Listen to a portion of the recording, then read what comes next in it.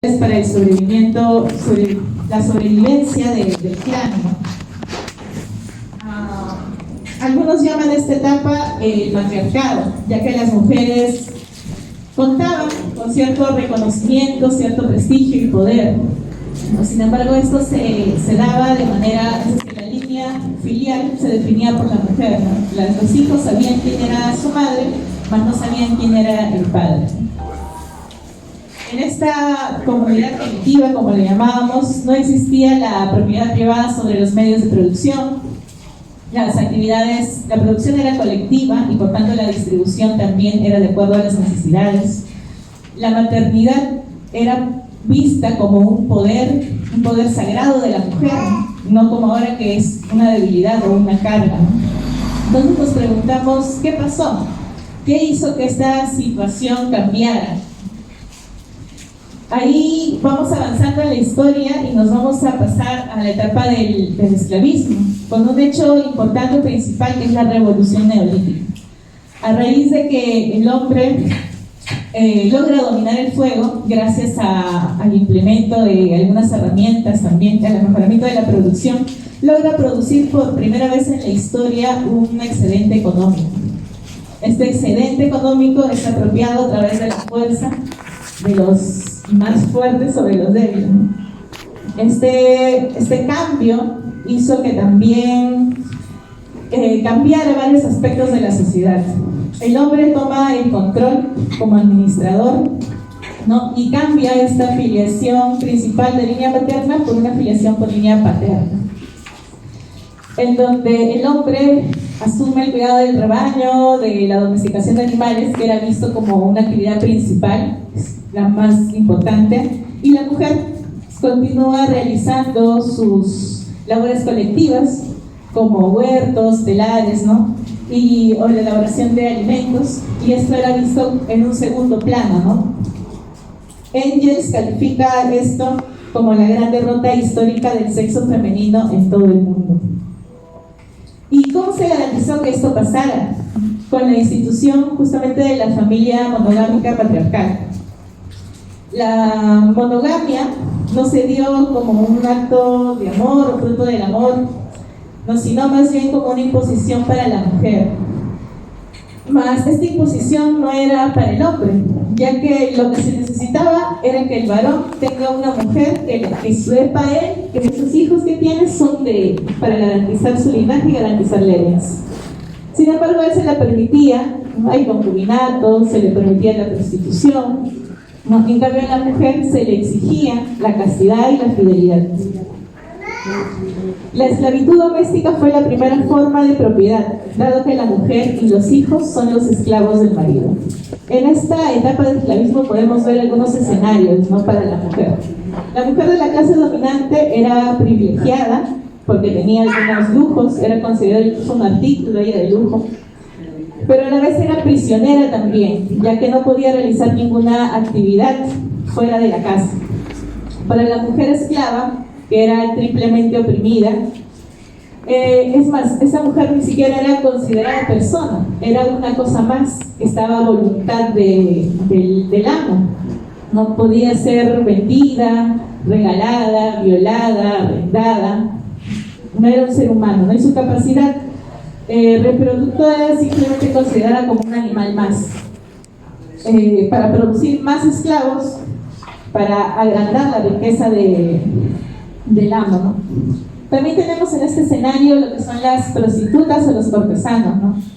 Ellas eran libres, adquirían cierta educación, podían acumular cierta riqueza, pero dependían básicamente de los favores de los poderosos, ¿no? Eran consideradas mujeres para el placer, en contraposición de las esposas, que eran consideradas mujeres para la reproducción legítima.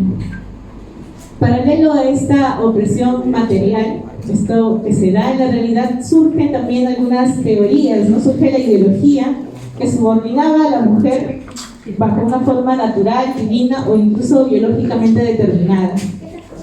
Platón decía que la mujer era inferior al hombre, Aristóteles mencionaba que la mujer era un ser defectuoso, los hebreos rezaban, ¿no? Bendito seas Dios por no haberme hecho mujer.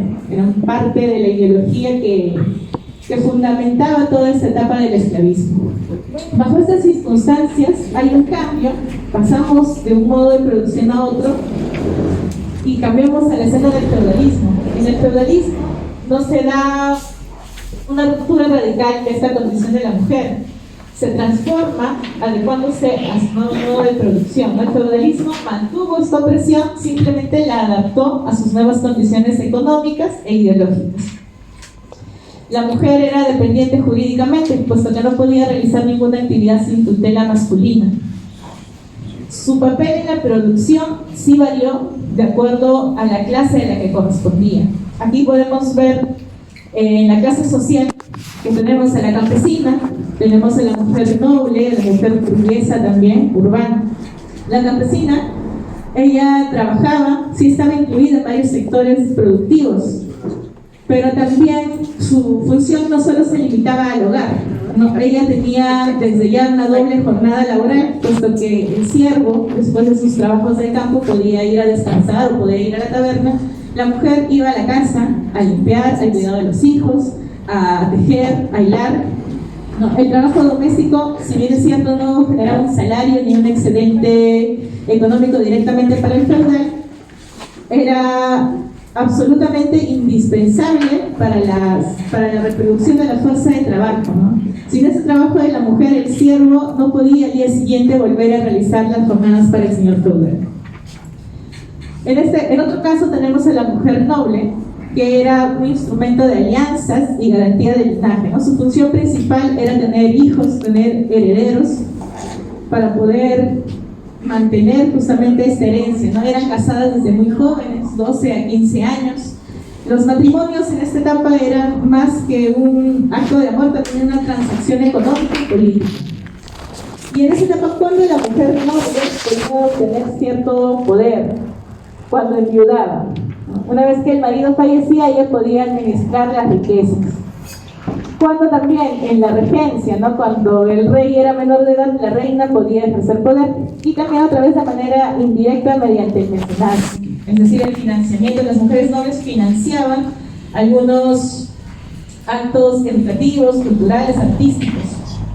Sin embargo, la mujer vivía todavía aislada de la política, de los asuntos militares, de la economía, no podía salir de su ámbito, que era la casa.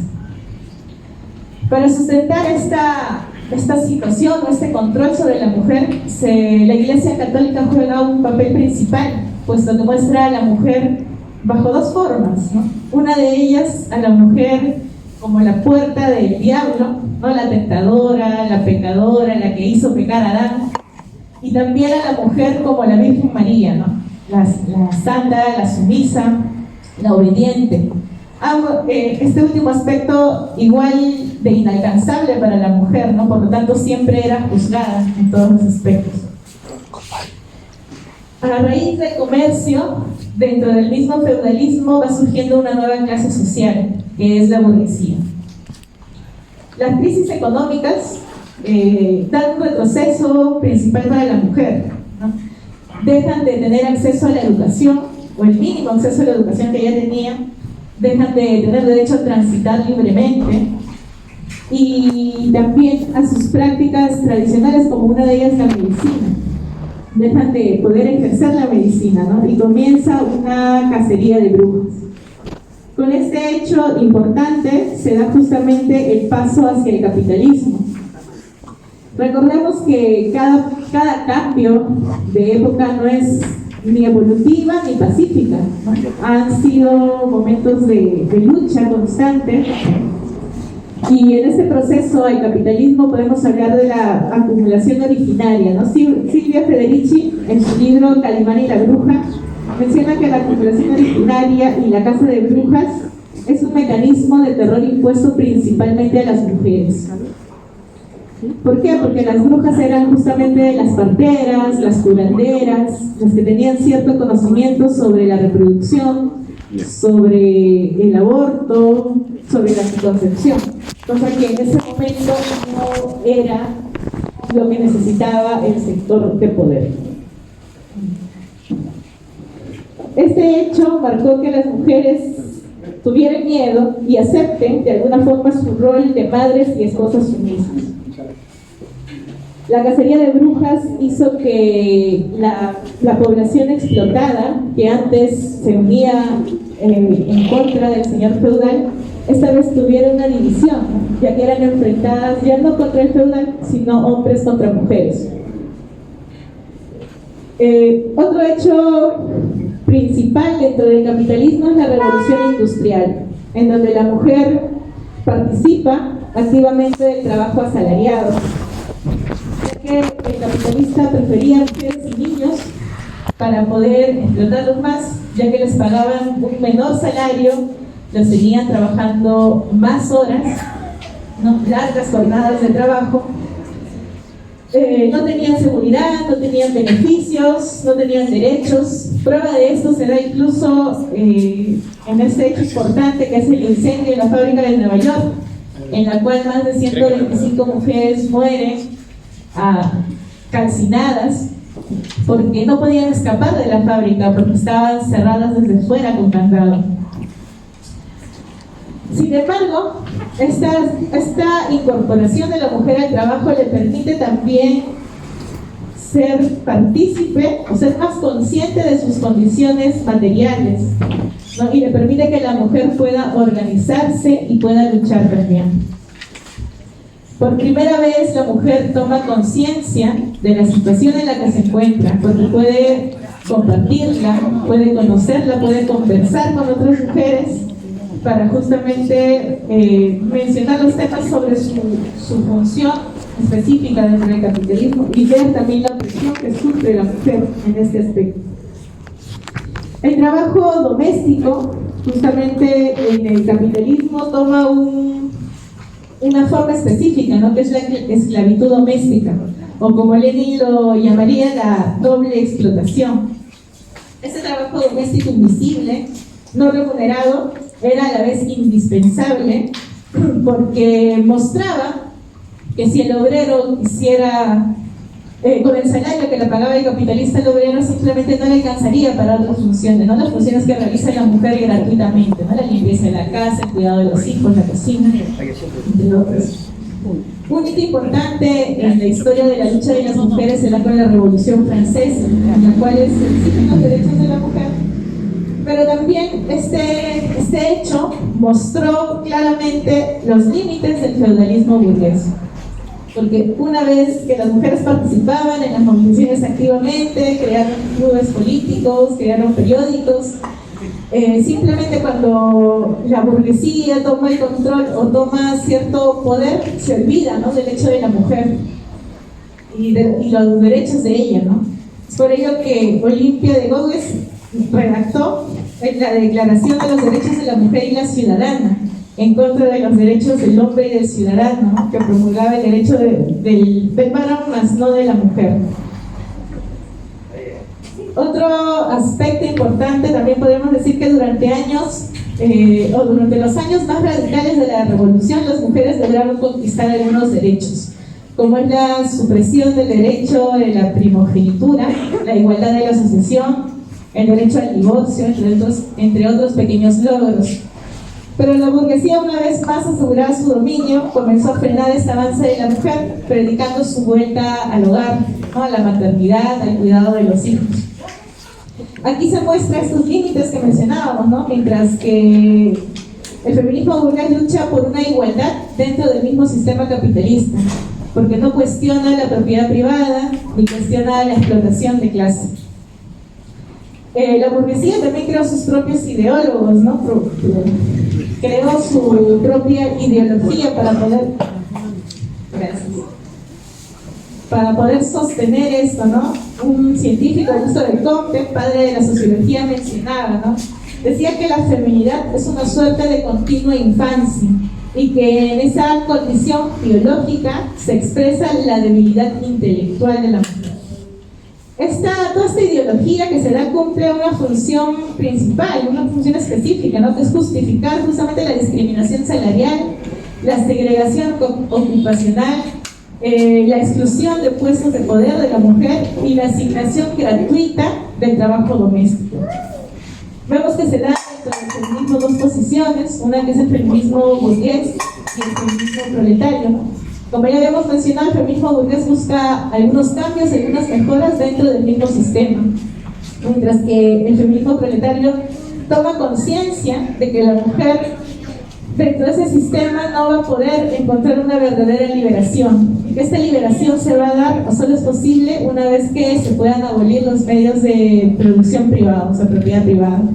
Reconoce también la doble opresión o la doble explotación de la mujer proletaria y la necesidad de socializar las tareas domésticas. ¿Qué podemos ver ahora que todavía está, ¿no? Podemos evidenciarlo, con qué ha cambiado? En más de 200 años, la mujer ha adquirido ciertos derechos, ¿no? Ha logrado ciertos beneficios, derecho al voto, incorporación laboral, acceso a la educación. Sin embargo, aún existe bastante desigualdad. Y esta desigualdad se da principalmente en la brecha salarial, en la doble jornada que realiza la mujer, en la feminización de la pobreza, en la violencia machista, ya que justamente cada día mueren miles de mujeres asesinadas por sus parejas o sus exparejas. Las condiciones sociales de la explotación y la opresión de la mujer proletaria están en el mismo lugar que la del varón proletario, porque no es un problema de género, sino de clase. Magnani planteaba, ¿no? Las mujeres como los hombres son reaccionarios, centristas o revolucionarios. No pueden por consiguiente combatir juntas la misma batalla. En el actual panorama humano, la clase diferencia a los individuos más que el sexo. Aún vemos que la contradicción principal sigue siendo la misma que señaló Engels, ¿no? La mujer solo podrá alcanzar su verdadera liberación cuando el trabajo doméstico deje de ser individual, deje de ser privado, y esa responsabilidad pasa a ser colectiva. Bueno, eso quería mencionar, y que también esto solo se va a dar cuando se haya un cambio o una transformación de la sociedad. Gracias.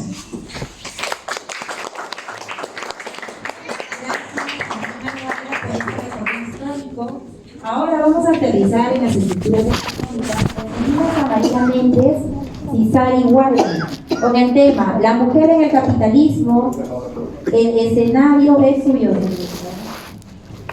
Aplausos, por favor.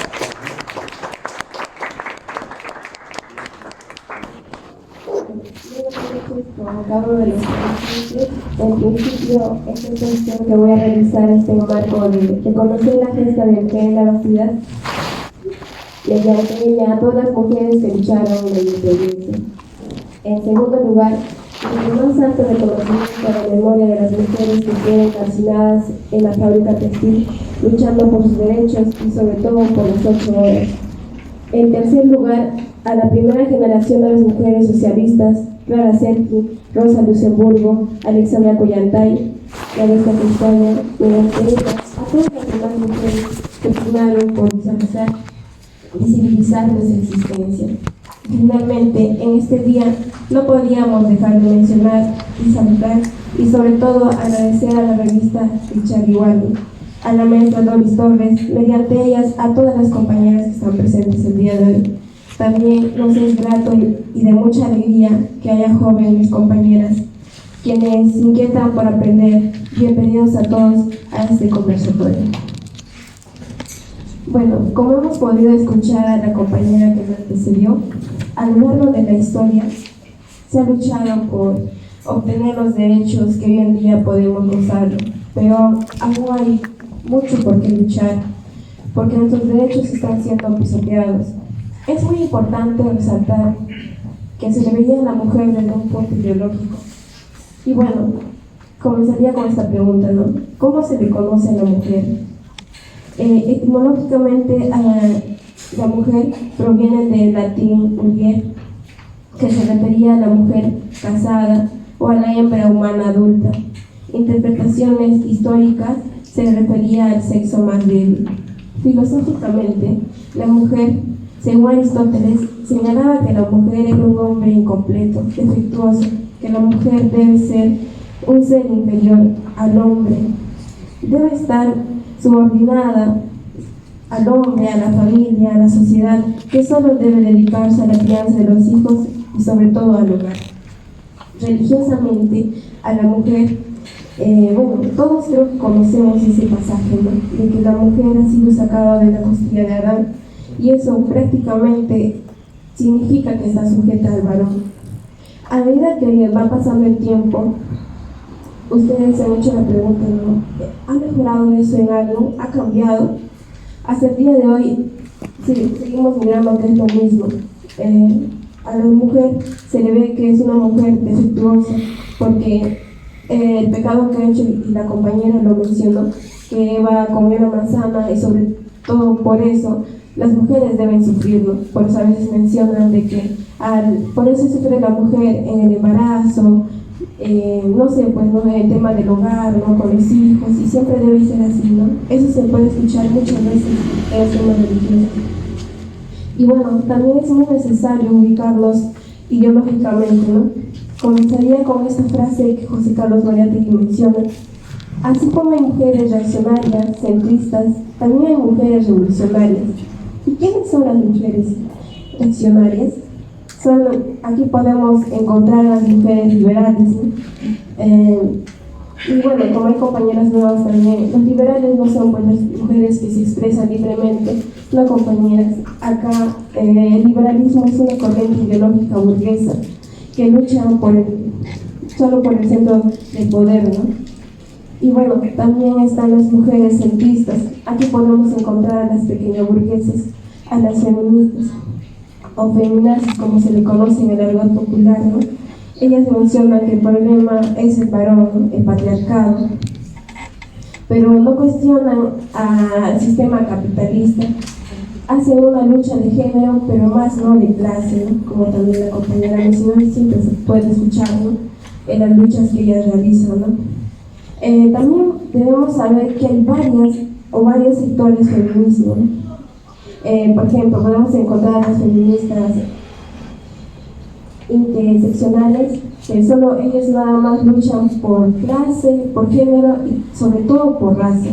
También podemos encontrar a las feministas anarquistas, ¿no?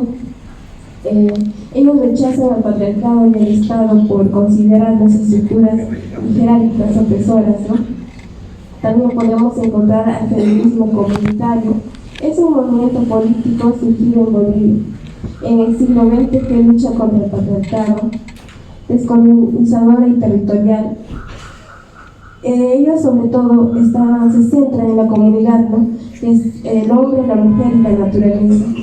También podemos encontrar otro sector de feminismo, ¿no? Que es el ecofeminismo. Se vincula en la subordinación de la mujer con la explotación de la naturaleza. Y así hay un montón de movimientos feministas, compañeras, ¿no? Es muy necesario, creo que, ir estudiando y sobre todo leyendo, ¿no? Para poder entender todo ese tipo de corrientes y sectores, ¿no? Que la pequeña burguesía de cierta manera nos arroja. Y finalmente están las mujeres revolucionarias. Aquí podemos encontrar a las mujeres trabajadoras, campesinas. Ellas abrazan a todos los sectores que están explotadas también, ¿no? Me gustaría compartir un pequeño fragmento de Luis Balcácer, de su libro Tempestad de los Andes, que menciona: es poco probable que haya otra mujer sobre la tierra que posea las virtudes hogareñas y sociales de la mujer andina. Y eso es muy cierto, compañeros. En los Andes podemos ver, ¿no? Es un claro ejemplo de la lucha que hacen las mujeres, ¿no? Son doblemente explotadas, tanto en el lugar, también en el centro de trabajo, ¿no? A la hora que se levantan, tienen que ir a trabajar, ¿no? A darle al sol prácticamente, y sobre todo van a trabajar y vuelven a la casa, también tienen que atender a sus hijos, estar ahí todos, ¿no? Y ya la compañera bien lo explicaba, y no el trabajo que realiza la mujer. Pero se ve hoy en día que el hogar permite que solo sus hijos varones pues no hagan nada, ¿no? Solo les permite que salgan a jugar, pero más que nada a las niñas les retienen la casa, ¿no? Que tienen que hacer las cosas del hogar, ¿no? Eso hoy en día se ve, ¿no? No podemos tapar también al dedo con un dedo, ¿no? Y bueno, compañeros, como todos saben, nuestro proyecto de de Escuelas Libres Perú en Yachehuasi, nosotros también, de cierta manera, los jóvenes residentes que vienen, tratamos de mejorarlos, ¿no? Que todos hagan las cosas, no que solo los varones se pongan en una cosa o las chicas, ¿no? Todos tienen que hacer, lavar los platos, los trastes, entre otras cosas, ¿no? De cierta manera ahí vamos rompiendo los micromachismos que la misma sociedad nos arroja, ¿no? Y bueno, nosotros desde CISAL igualmente sostenemos que la lucha no solo es de clase, sino de género también. Con eso estaría terminando la exposición. Muchísimas gracias. Muchas gracias.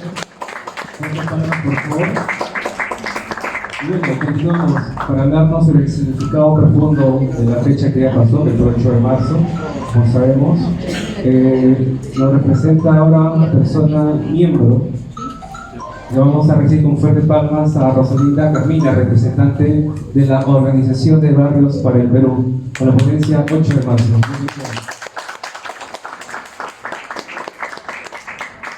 Buenas noches, soy Rosalinda y soy integrante de Barrios Organizados de Callao.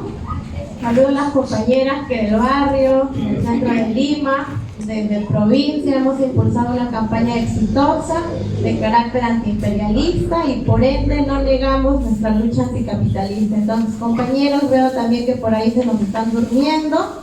Yo sé que es fin de semana, pero a redoblada explotación, redoblado esfuerzo para seguir adelante en este camino. A mí, o mejor dicho, a nosotros se nos ha invitado con el significado del 8 de marzo. Y decimos claramente, ¿no? Esta fechita, a la que muchos consideran pues un día de consumo, etcétera, ya se mencionó, para nosotros es importante escarbar, profundizar, porque acá está el ejemplo, como en otras fechas, que son parte de la rica experiencia de la clase trabajadora para nosotros, como actuales y futuras generaciones, asumiendo el presente y el futuro, podamos replicar ese ejemplo. Entonces, para nosotros, el 8 de marzo está totalmente vinculado al problema femenino y como parte de eso, el problema de la clase trabajadora. ¿Y por qué no decirlo? El problema de la emancipación proletaria. El problema femenino es parte, es adherente a esa problemática. Por esa misma razón, damos algunas ideas introductorias. El problema femenino lo consideramos no como un problema del sexo, ni tampoco en un sentido de privilegios más para los hombres, privilegios menos para las mujeres, o reducido al ámbito familiar o doméstico. Consideramos que el problema femenino es de carácter social, y de ser carácter social es un problema de clase. Esa condición económica y social surge desde la propiedad privada. Y es ahí donde hablamos que nosotras, como parte de la clase trabajadora, compartimos un problema, que es la explotación y la opresión miserable que vivimos día a día por el sistema económico actual, el capitalismo imperialista. Es cierto, pero nosotras, como mujeres trabajadoras específicamente, tenemos un problema particular que en cierta medida nos diferencia de nuestros hermanos de clase, que además de ser explotadas por el capital, también por nuestra condición de mujeres, somos doblemente explotadas y doblemente oprimidas.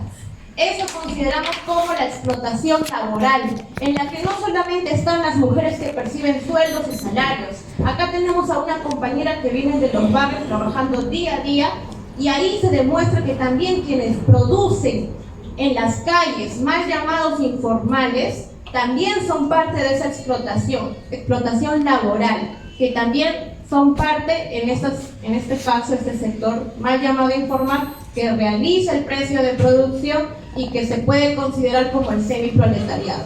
Y cuando hablamos de doble opresión, estamos hablando por nuestra condición de clase, pero también por nuestra condición de sexo femenino. Esa opresión ideológica no es al margen.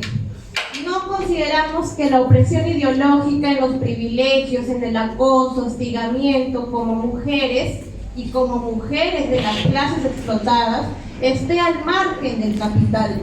El capital está determinando esta doble opresión, esta doble explotación, lo dejamos en claro.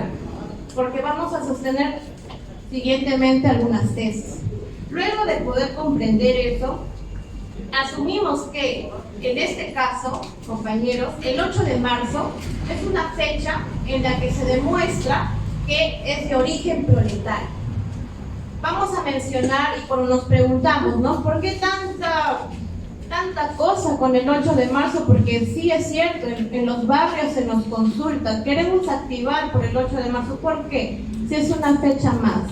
En centro de Lima hay cierto grado de conciencia, pero también hay que comprender que esta fecha sostenemos con datos y sobre todo con hechos históricos de la experiencia. La Revolución Francesa, compañeros, en 1789, fueron las clases explotadas, específicamente mujeres, las que constituyen este periodo histórico llamado Octubre Rojo, en la que la revuelta de las clases explotadas por el yugo feudal monárquico, ¿no?, hacen totalmente estos considerados por las clases dominantes desmanes, pero en realidad el derrocamiento de una vieja clase.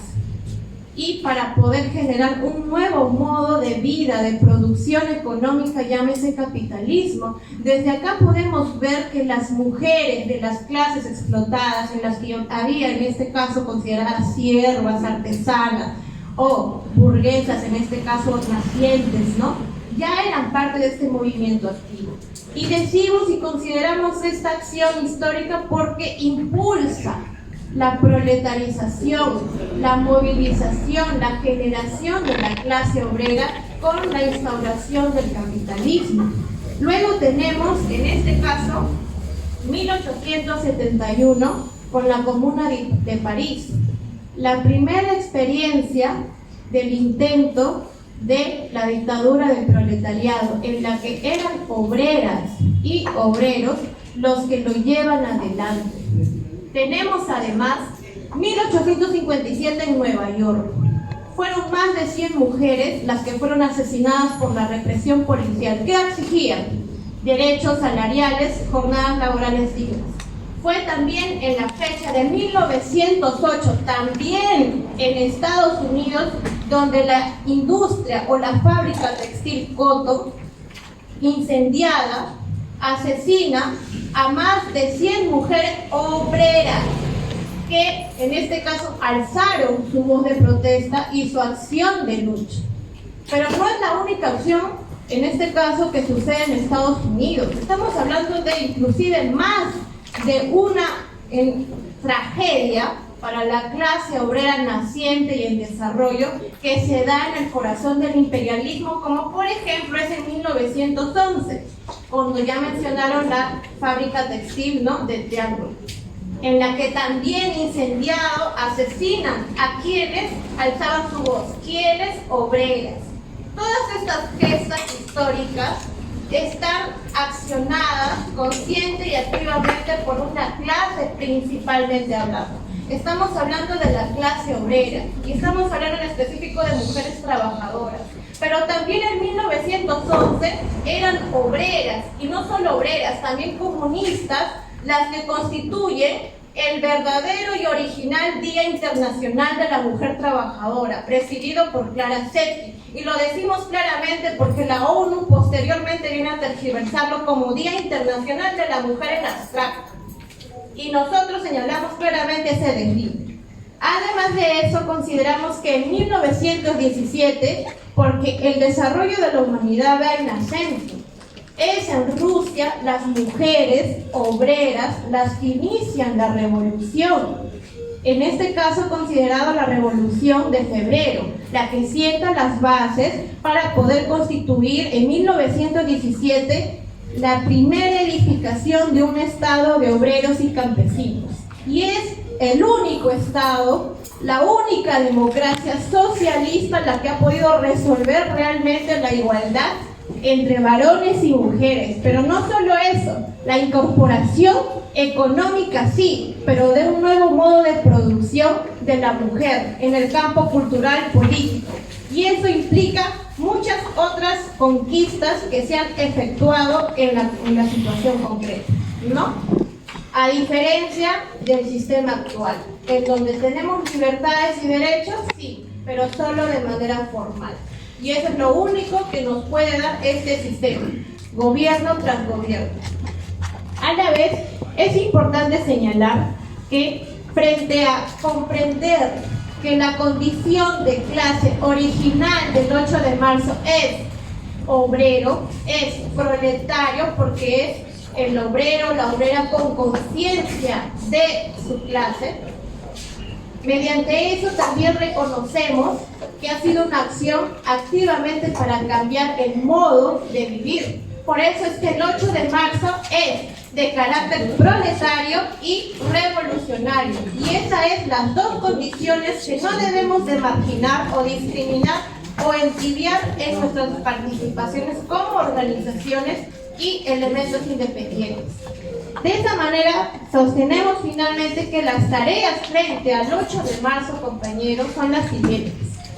Recuperar el origen verdadero, proletario y transformador del 8 de marzo, como ejemplo a replicar acá en casa y aportando con los pueblos del mundo. Actualmente se desarrolla una guerra mundial a escala de batallas y derrotas entre grandes potencias.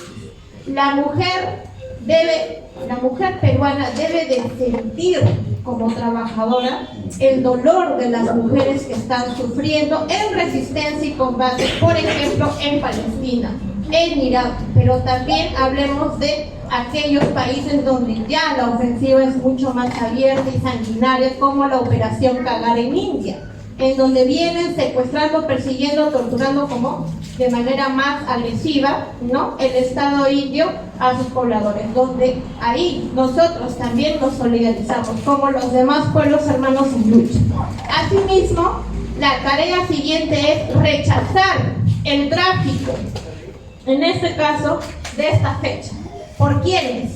Denunciamos al imperialismo que mediante sus organismos internacionales como la ONU viene sosteniendo, y no solo la ONU, sino las ONGs, que vienen sosteniendo y vienen financiando y vienen promoviendo esta fecha con carácter policlasista, uniendo a todas las mujeres en un solo saco, como si las asesinas, explotadoras, ladronas, vendepatria fueran como nosotros. Y no es así. Claro ejemplo es Dina Boluarte, Mari Carmen Alba o Chirinos como la tenemos en Callao, ¿no, compañeras? Por supuesto, no somos iguales. Y estamos denunciando el tráfico que hace directamente desde el imperialismo mediante sus agencias, tanto gubernamentales como no gubernamentales. Y de esa manera también denunciamos la política de subordinación que hace este Estado de carácter intermediario a los intereses del capital extranjero para poder encasillarnos a nosotras en un papel pasivo. Y ese papel pasivo se puede ver claramente cuando nos ven como un objeto de uso, de halago, de placer sexual, un objeto finalmente. Y cuando hablamos de violencia, también la concepción que promueve el Estado peruano es como víctimas, es como sujetos pasivos. Y nosotras, como parte de la clase trabajadora, somos sujetos activos en capacidad de defendernos, resistir y combatir, pero eso es mediado por la concepción victimista, que es una política de subordinación que promueve el Estado y debemos de rechazar. Sostendremos que proponemos en oposición a la violencia estructural que hace el Estado.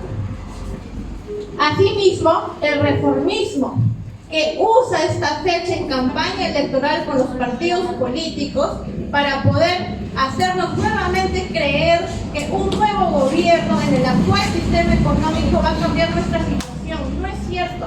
Ningún gobierno en este sistema va a resolver el problema femenino, porque su raíz está en la propiedad privada, ahora capitalista, la desigualdad entre pobres y ricos. Esa desigualdad que incluso se expresa en la subordinación al capital extranjero mediante la deuda externa, entre otros problemas como derivados, acoso, hostigamiento, desigualdad, privilegios. Pero esas consecuencias, como esas raíces, no serán resueltas, a lo mucho encubiertas, a lo mucho maquilladas, por algún gobierno que se enarbole en el verbo de izquierda. Asimismo, ya para terminar, desarrollar es importante, compañeros, que podamos defender la tesis que la clase nos une, el pueblo trabajador nos une y el feminismo divide. Y acá decimos claramente, buscar en qué feminismo las mujeres trabajadoras se identifican es formalismo reaccionario. ¿Por qué? Porque cuando Mariátegui habla del feminismo proletario, es importante analizar su fundamentación de clase. Y lo más propio, en un sentido de postura de clase, no solo de términos, es la posición femenina del proletariado, la concepción científica sobre la mujer, antes que llamarnos de manera ligera y bastante literal en la comprensión de lo que dice Mariátegui como feminismo proletario.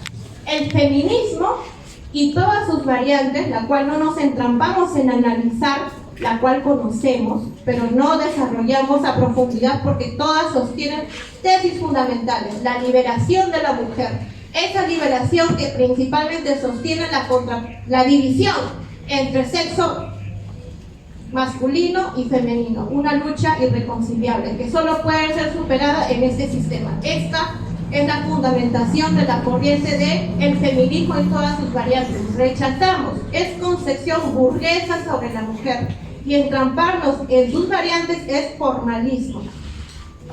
No es la prioridad en el análisis del movimiento femenino popular. También es importante señalar que oponemos a la violencia estructural que realiza el Estado, pero también elementos de nuestra misma clase con ideología burguesa, porque es cierto, no hay que negarlo. Hay de nuestras filas quienes aplican violencia reaccionaria contra sus compañeras, contra sus familiares, contra sus pares, pero no lo hacen como posición proletaria, lo hacen con ideología burguesa aplicada desde, en este caso, su concepción. ¿Y qué hacemos frente a la violencia que promueve de manera directa e indirecta el Estado contra el pueblo trabajador y específica y redobladamente contra nosotros? Oponemos la defensa legítima del pueblo, o también llamada, en el caso femenino, la autodefensa femenina popular, lo que implica desarrollar estrategias, herramientas en la organización desde las bases del pueblo para poder resistir y combatir la violencia no solo contra nosotras, sino también contra nuestro pueblo. Y en realidad, más allá de lo que yo lo diga, ya se viene desarrollando en las gestas de espontáneas a más organizadas según el grado de conciencia que se encuentra en cada zona, sector, distrito general, la base de la organización popular. ¿Qué proponemos en general? Continuar desarrollando movimiento femenino popular en el corazón del pueblo, organización específica de la clase trabajadora que tiene como objetivo la emancipación nuestra como parte del pueblo. Significa resolver los problemas de nuestra clase y en específico nuestra doble opresión y doble explotación. Todas esas cadenas que tenemos en la explotación en las calles, en el hogar, esa condición, esa opresión por nuestra condición de mujer como también de trabajadora, esos problemas deben de resolverse y no lo van a hacer en este sistema. Por eso es que la prioridad es desarrollar movimiento desde las bases y con independencia política desde una posición proletaria, porque hemos comprendido mediante la historia de la humanidad que la única garantía para nuestra emancipación no es solo la independencia económica, solo trabajar por nuestra cuenta, no, es la transformación socialista y nuestra incorporación en este camino a un nuevo modo de relacionarnos como seres sociales y como una forma económica de vivir, un nuevo modo de producción. En ese camino está garantizada nuestra emancipación, nuestra libertad, nuestro rompimiento de todas las cadenas que redobladamente cargamos, compañeras. Y los compañeros también deben y son parte de este caso. Así que también para los compañeros sostenemos que en el verbo ser consecuentes con, en este caso, nuestras compañeras. Porque muchas veces hemos evidenciado una posición de izquierda en el verbo y una inconsecuencia y cobardía con las compañeras, lo cual demuestra que realmente la posición solamente se tiene de manera parcial, lo cual es incorrecto y no vamos a dejar de criticar. Finalmente, cuando se habla de patriarcado, lo comprendemos como un derecho patrimonial absoluto. ¿Qué significa una dominación absoluta, en este caso sobre las mujeres durante varios estadios históricos? En la actualidad preguntamos, ¿existe el patriarcado? ¿Hay una dominación absoluta sobre la mujer en el sentido patrimonial, principalmente económico? ¿Qué significa la incorporación de la mujer al mercado laboral entonces? Que hayan privilegios para los hombres, que sigan habiendo, significa una dominación absoluta como institución histórica que representó el patriarcado. Consideramos y sostenemos que no, que ahora lo que se entendía por patriarcado en la antigüedad no es lo predominante, y ahora se entiende como el sistema capitalista, generando principalmente y como raíz la doble opresión y explotación. Muchísimas gracias.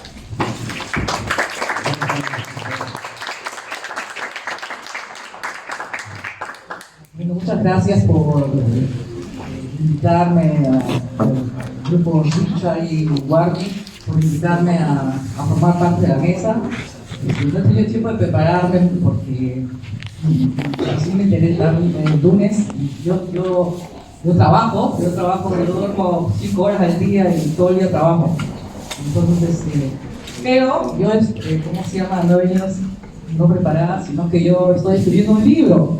Entonces, como vi que la tarea era hablar sobre las tareas pendientes, saqué unos extractos de mi libro donde hablo sobre algunas de las tareas pendientes y voy a leer esos extractos. Son 3 temas distintos sobre las tareas pendientes, ¿no? Gracias por ya haber preparado todo el campo de la historia y de la situación actual de la mujer. Entonces ya acá yo no hablo sobre eso, sino sobre posibles tareas pendientes, ¿no? Sobre la violencia familiar, ¿no? Sobre la violencia entre hombres y mujeres, lo que propongo en el primer extracto es nuevas formas de convivencia. ¿Por qué para convivir y para tener hijos tenemos que proyectar relaciones cerradas en espacios cercados por paredes de concreto o madera hasta el resto de nuestros días? Espacios que son el caldo de cultivo para una potencial violencia física y o psicológica entre las partes y el silencio de las víctimas. Ese esquema solo funciona de manera exitosa en los pocos casos en los que ambas partes están entrenadas para un buen convivir, y eso no es la mayoría de la gente. Pero solo pocos seres humanos están preparados para una convivencia a largo plazo con otro ser humano que es esencialmente distinto a uno mismo. Y por lo tanto, pocas son las relaciones cerradas, estamos hablando de la monogamia, ¿no? Entre 2 seres humanos que se mantienen pacíficas, respetuosas y constructivas a lo largo de sus vidas. Y si en vez de vivir en ciudades llenas de relaciones cerradas eternas, las que a su vez se tienen que complementar con grandes guetos de las víctimas de esas relaciones, si en vez de ello los seres humanos nos planteáramos otras formas de convivencia, acá yo estoy criticando o planteando el problema de las... ¿qué pasa con la violencia contra las mujeres? Lo que ofrece el capitalismo son casas de ayuda a las mujeres. Pero al final van a ver si realmente, pero no son suficientes. Si hubieran suficientes, serían tal cantidad de casas que al final ya no tendría ningún sentido. Sería más la gente que vive en las casas que en sus propias casas. En las casas de ayuda a las mujeres, ¿no? Por ejemplo, convivir con personas con las que tenemos intereses comunes, eso sería una alternativa. Es decir, que disfrutamos compartiendo tiempo juntos, dedicados a nuestros intereses, nuestra arte, ciencia, deporte, tecnología, política, etc., y de cuya compañía disfrutaríamos aún si no viviéramos juntos. ¿Cuáles son los prejuicios que obstaculizan la convivencia constructiva? Hay varios presupuestos que obstaculizan una buena convivencia en las sociedades contemporáneas, donde la base de la convivencia suele ser el sexo, el amor o la crianza exclusiva y aislada de los hijos. 1. El primer problema es la idea difundida por la mayoría de que, por medio de comunicación, de que la convivencia debe relacionarse a la sexualidad. Una buena convivencia puede implicar una vida sexual activa, pero no necesariamente una pareja que se lleve bien sexualmente va a lograr una buena convivencia. Ahí hay un error, ¿no? Pero que los medios de comunicación te dicen que no existen. Sin embargo, los medios de comunicación y la tradición nos inducen a pensar que la culminación de la felicidad de una pareja sexualmente activa debería ser que terminen conviviendo, o peor aún, casándose, ¿no? Por otra parte, dos o más personas pueden convivir inspiradas en un proyecto de vida común y no necesariamente tener el sexo como tema central y lateral de la convivencia. Estamos volviendo a Engels, la posibilidad ¿cómo se llama?, de otro modo de convivencia que no sea la monogamia en el sistema capitalista, ¿no? Eso quiere decir que la buena vida sexual y la buena convivencia son dos temas distintos que deben cultivarse por separado, en miras a una sociedad más pacífica y más justa en la que los seres humanos podamos desarrollar más libremente nuestras potencialidades físicas, intelectuales, sociales y políticas. La ley solo protege la convivencia de personas que declaren públicamente que tienen relaciones sexuales, es decir, que se unen en matrimonio. Uno se pregunta, ¿por qué el Estado se entromete en la vida sexual de la gente? ¿Por qué tienen que estar enterados de si tengo o deseo tener relaciones sexuales o no con otras personas adultas con las que convivo? De esta intromisión surge el debate ocioso sobre el matrimonio entre parejas heterosexuales o del mismo sexo.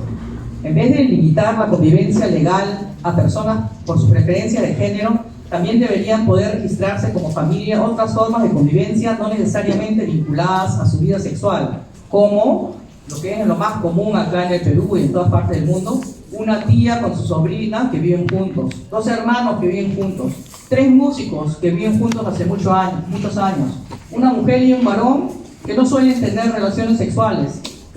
Todas esas formas son las realmente existentes, ¿no? Pero no se consideran como familia legalmente. Más útil que ocuparse de las preferencias sexuales de los ciudadanos, salvo que éstas impliquen o induzcan a delitos, sería que el Estado, para posibilitar la equidad entre mujeres y varones, se ocupara del bienestar de los niños, en tanto que estos son los futuros ciudadanos de una sociedad. Por ejemplo, en los edificios ya existentes podría adaptarse un piso para un espacio bajo supervisión profesional de juegos y actividades comunes para los hijos de los adultos que viven en el edificio. El profesional podría estar acompañado por turnos de algún miembro de una familia con niños del edificio que así lo desee y puede, o sea, el familiar, ¿no? También podría haber otro espacio para las personas de la tercera edad que necesiten de cuidados profesionales. De esa manera, las mujeres y los varones adultos, las mujeres trabajadoras y los hombres trabajadores, podrían, por una parte, dedicarse más al desarrollo en su trabajo y al desarrollo personal de manera equitativa. Y por otra parte, habría cierta garantía de una educación equitativa para los menores y además cierta supervisión sobre la eventual violencia física o psicológica en el ambiente. O sea, por una parte, eso serviría para que las mujeres, sobre todo, con los hombres de todas maneras lo suelen hacer, para las mujeres puedan salir y hacer otras cosas, no estén todo el día ahí metidas cuidando a los niños. Y por otra parte, los niños no estarían encapsulados en su casa, y si hay violencia familiar, ellos son las primeras víctimas, sino que habría un espacio donde puedan estar con otros niños bajo supervisión profesional y no bajo la supervisión de padres y madres, en este caso madres trabajadoras, agotadas totalmente, sin poder dedicar ya mucho tiempo, sin tener la fuerza ya para dedicarse a jugar y entretenerlos, ¿no? La fuerza que quisieran. En resumen, la organización familiar protegida legalmente debería repensarse y adaptarse a permitir que las formas de convivencia realmente existentes se protejan ante la ley en forma de familia consolidada, sin importar si tienen relaciones sexuales o no. Los edificios o barrios deberían introducirse de manera masiva y general espacios de cuidado y supervisión profesional de los niños, complementando los espacios de su escuela.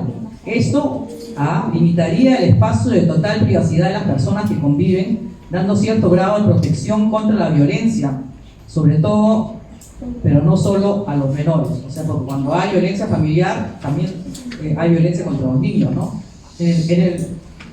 Por lo menos como testigos, pero también muchas veces directamente, ¿no?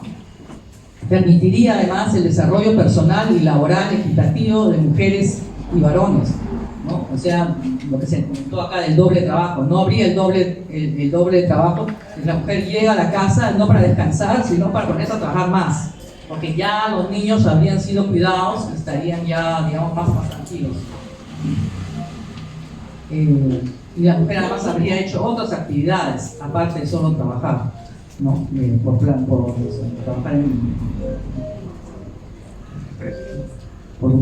dinero, ¿no? O sea, para ganarse el pan.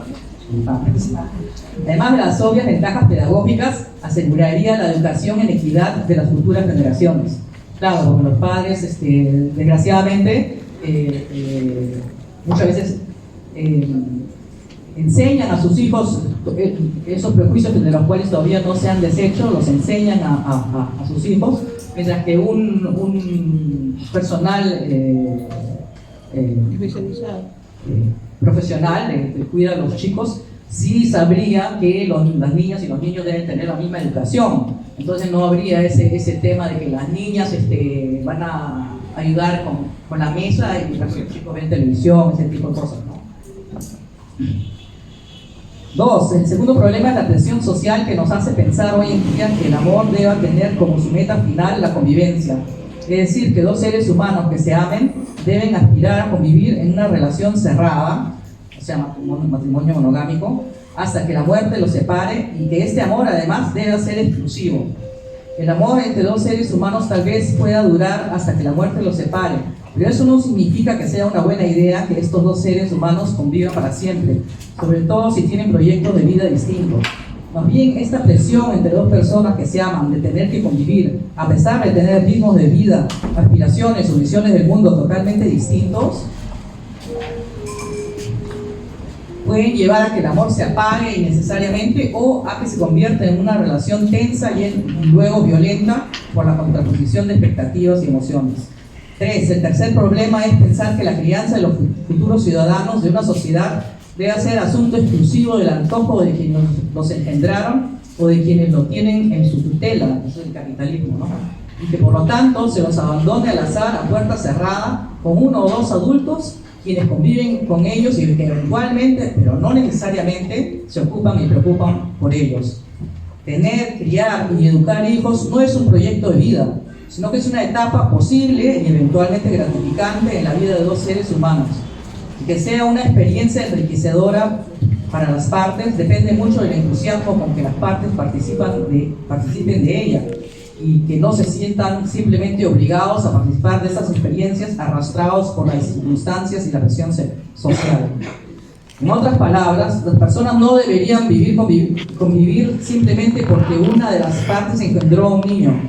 Si en una familia, tanto en una familia tradicional monogámica como en una familia de nuevo tipo, no hay el interés de las partes por criar a un niño, la crianza exclusiva y aislada de un niño por parte de esas personas puede llegar a ser incluso tóxica y peligrosa para todas las partes. Es preferible que haya un lugar, pero que esos niños no dependan de esos padres, ¿no? O de los padres. Todos somos seres humanos, si estamos trabajando todo el día, estamos tensos, ¿no?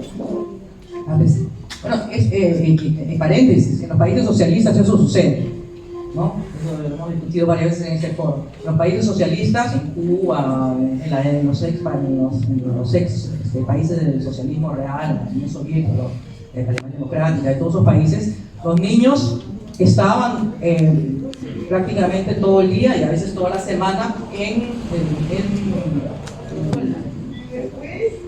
las switches para niños, y hacían sus actividades, ¿no? Implicaban el nido y después del nido del colegio, un lugar donde se reunían y hacían actividades útiles, y cuando ya llegaban en la noche o el fin de semana a la casa de sus padres, ya los padres se habían desarrollado, los niños se habían desarrollado y había una confraternidad mucho mejor, ¿no? Bueno, y ahí tenemos a la población, ¿no? Es un proyecto que ha durado en la Unión Soviética, que sigue durando en Cuba décadas, ¿no? Y que muchos de las personas que viven allá añoran esos tiempos pasados, Y a veces no saben expresar por qué lo añoran, pero ese es el motivo por el cual lo añoran, ¿no? Porque ellos no añoran, digamos, lo que ellos consideran pues, que no había ciertas libertades, ¿no? Entonces eso es lo que critican, pero muchas veces no articulan bien, pero a veces sí, qué es lo que extrañan, qué es lo que sí era positivo. Y es esa parte, ¿no? La parte de que vivían como otros niños, hacían sus actividades, y la relación con los padres era una relación ya solamente digamos,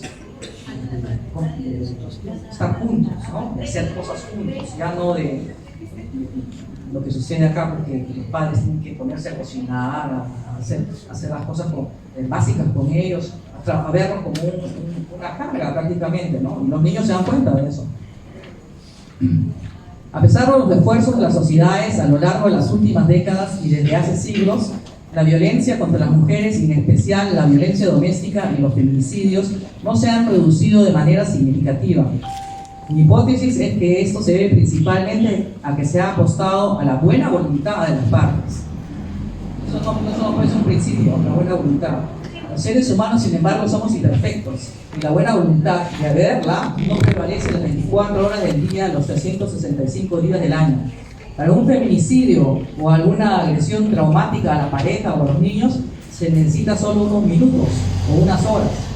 Es necesario crear condiciones en la sociedad que impidan, al menos dificulten, la violencia en el ámbito de las relaciones privadas, independientemente de la voluntad de las partes. Y eso no se puede dar en el capitalismo.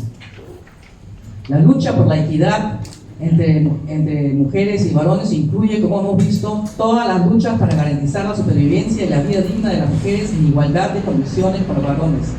En cuanto a su supervivencia física, no ha servido de nada buscar culpables individuales del deterioro de las relaciones de pareja y de las familias que conviven en privado, a puerta cerrada, al margen de la protección de la sociedad.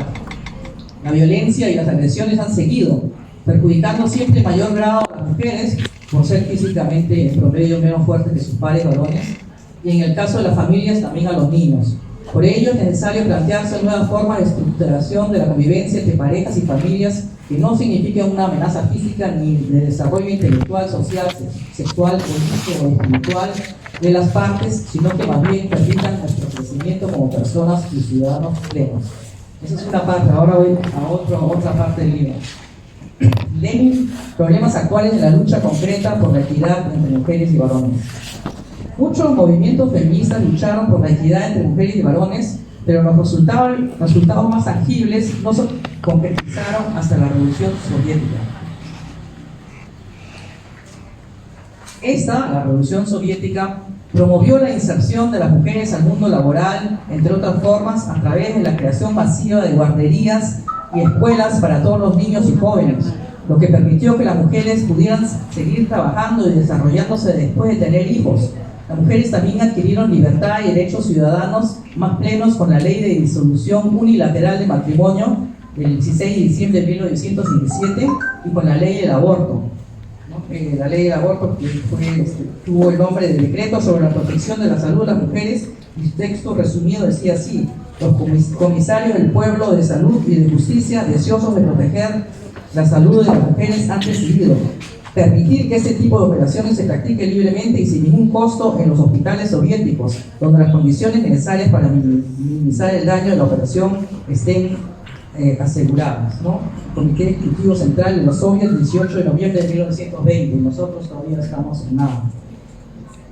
Estas dos leyes, la creación masiva de guarderías y una sólida estructura de educación pública, significaron un avance histórico sustancial en la lucha por la posibilidad de las mujeres de afirmarse como seres humanos en las mismas condiciones que sus pares varones.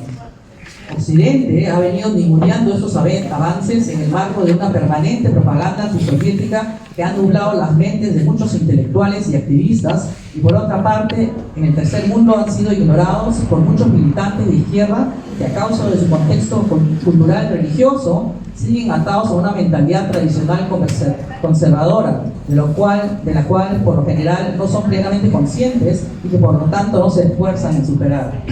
Este tipo de militantes marxistas con rezago de mentalidad conservadora andan difundiendo la idea de que Marx ha dicho que el desarrollo de todos es la condición para la libertad de cada persona, entendiendo con ello que las mujeres deben esperar el día de la revolución socialista mundial para recién plantear sus reivindicaciones como mujeres en ese futuro, ya que serían hoy reivindicaciones de segundo orden.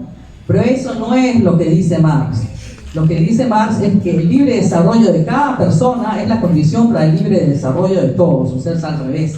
En este caso quiere decir que si las mujeres no se desarrollan libremente, esto es cada una, no se logrará el desarrollo libre de la sociedad toda.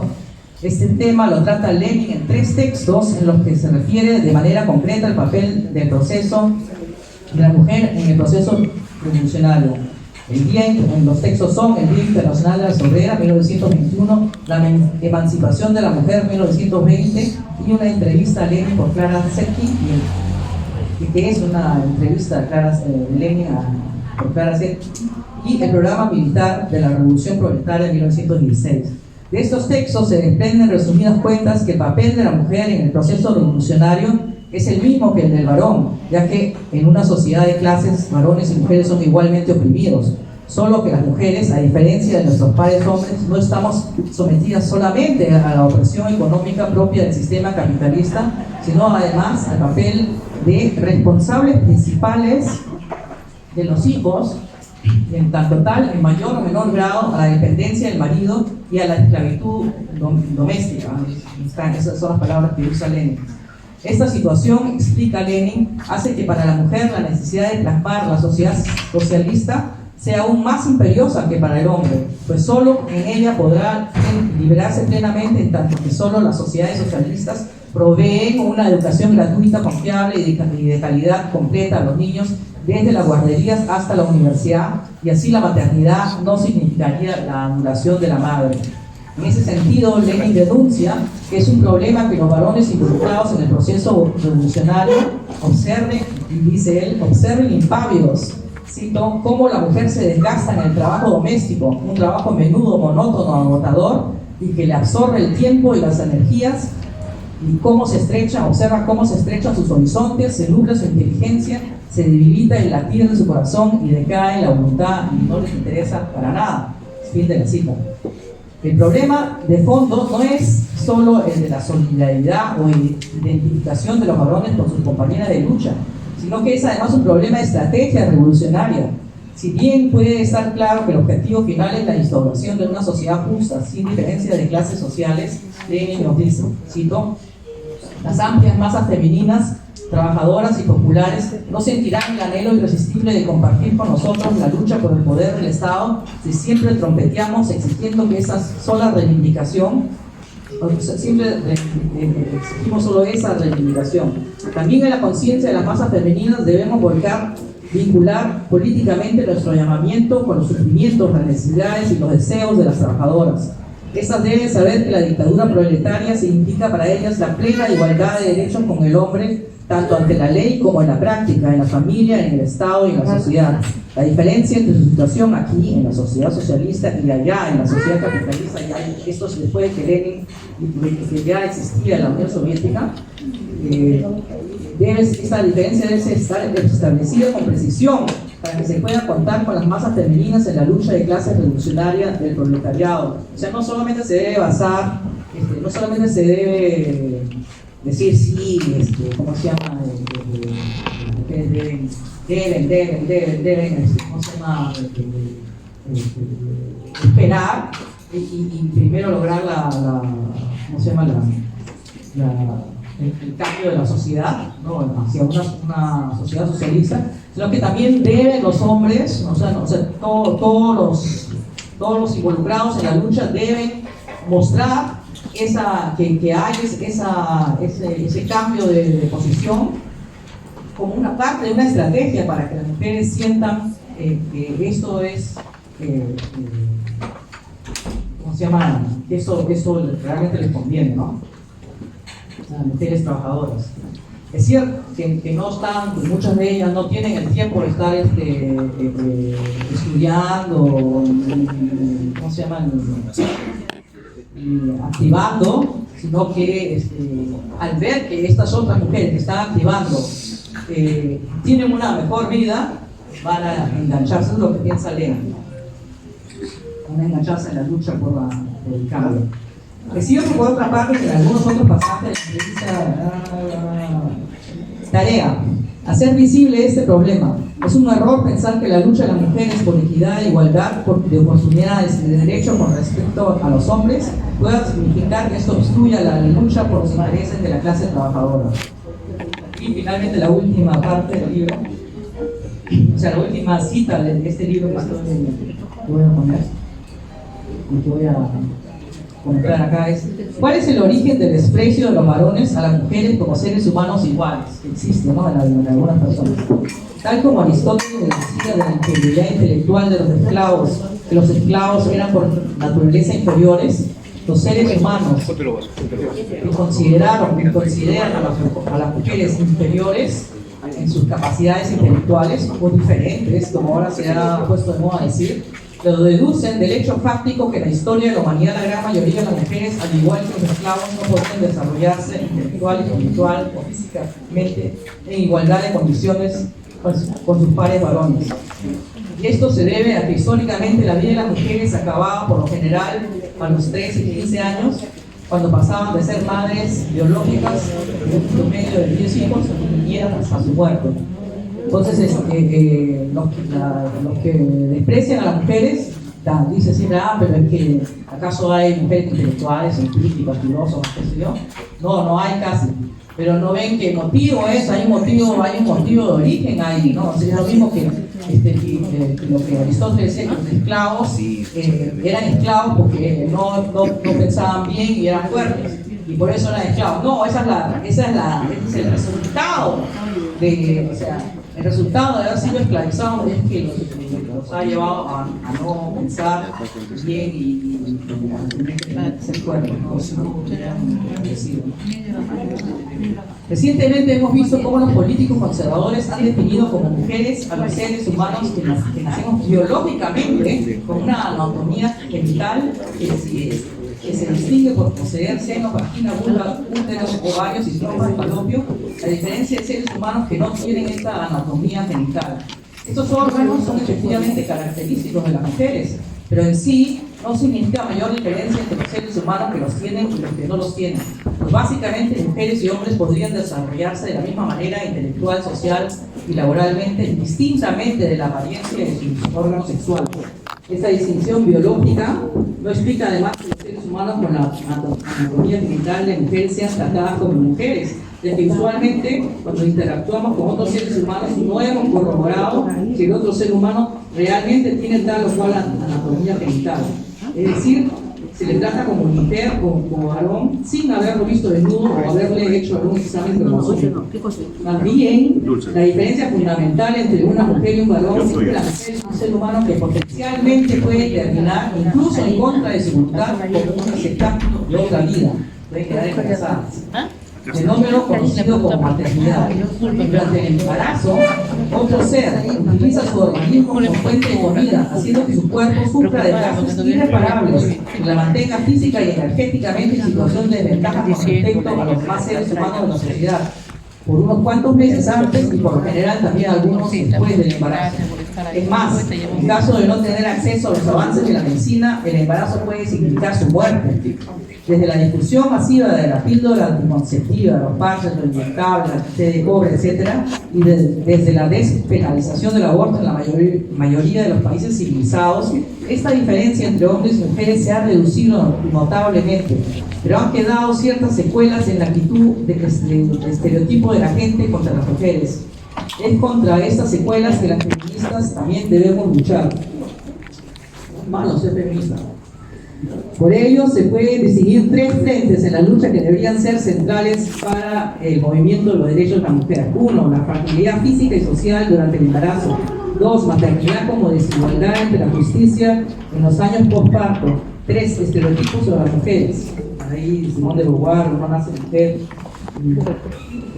No nace mujer, se problema de la fragilidad física y social durante el embarazo. O sea, estos tres puntos son puntos que realmente hacen a la mujer más débil. O sea, y históricamente peor porque no podía controlar el embarazo.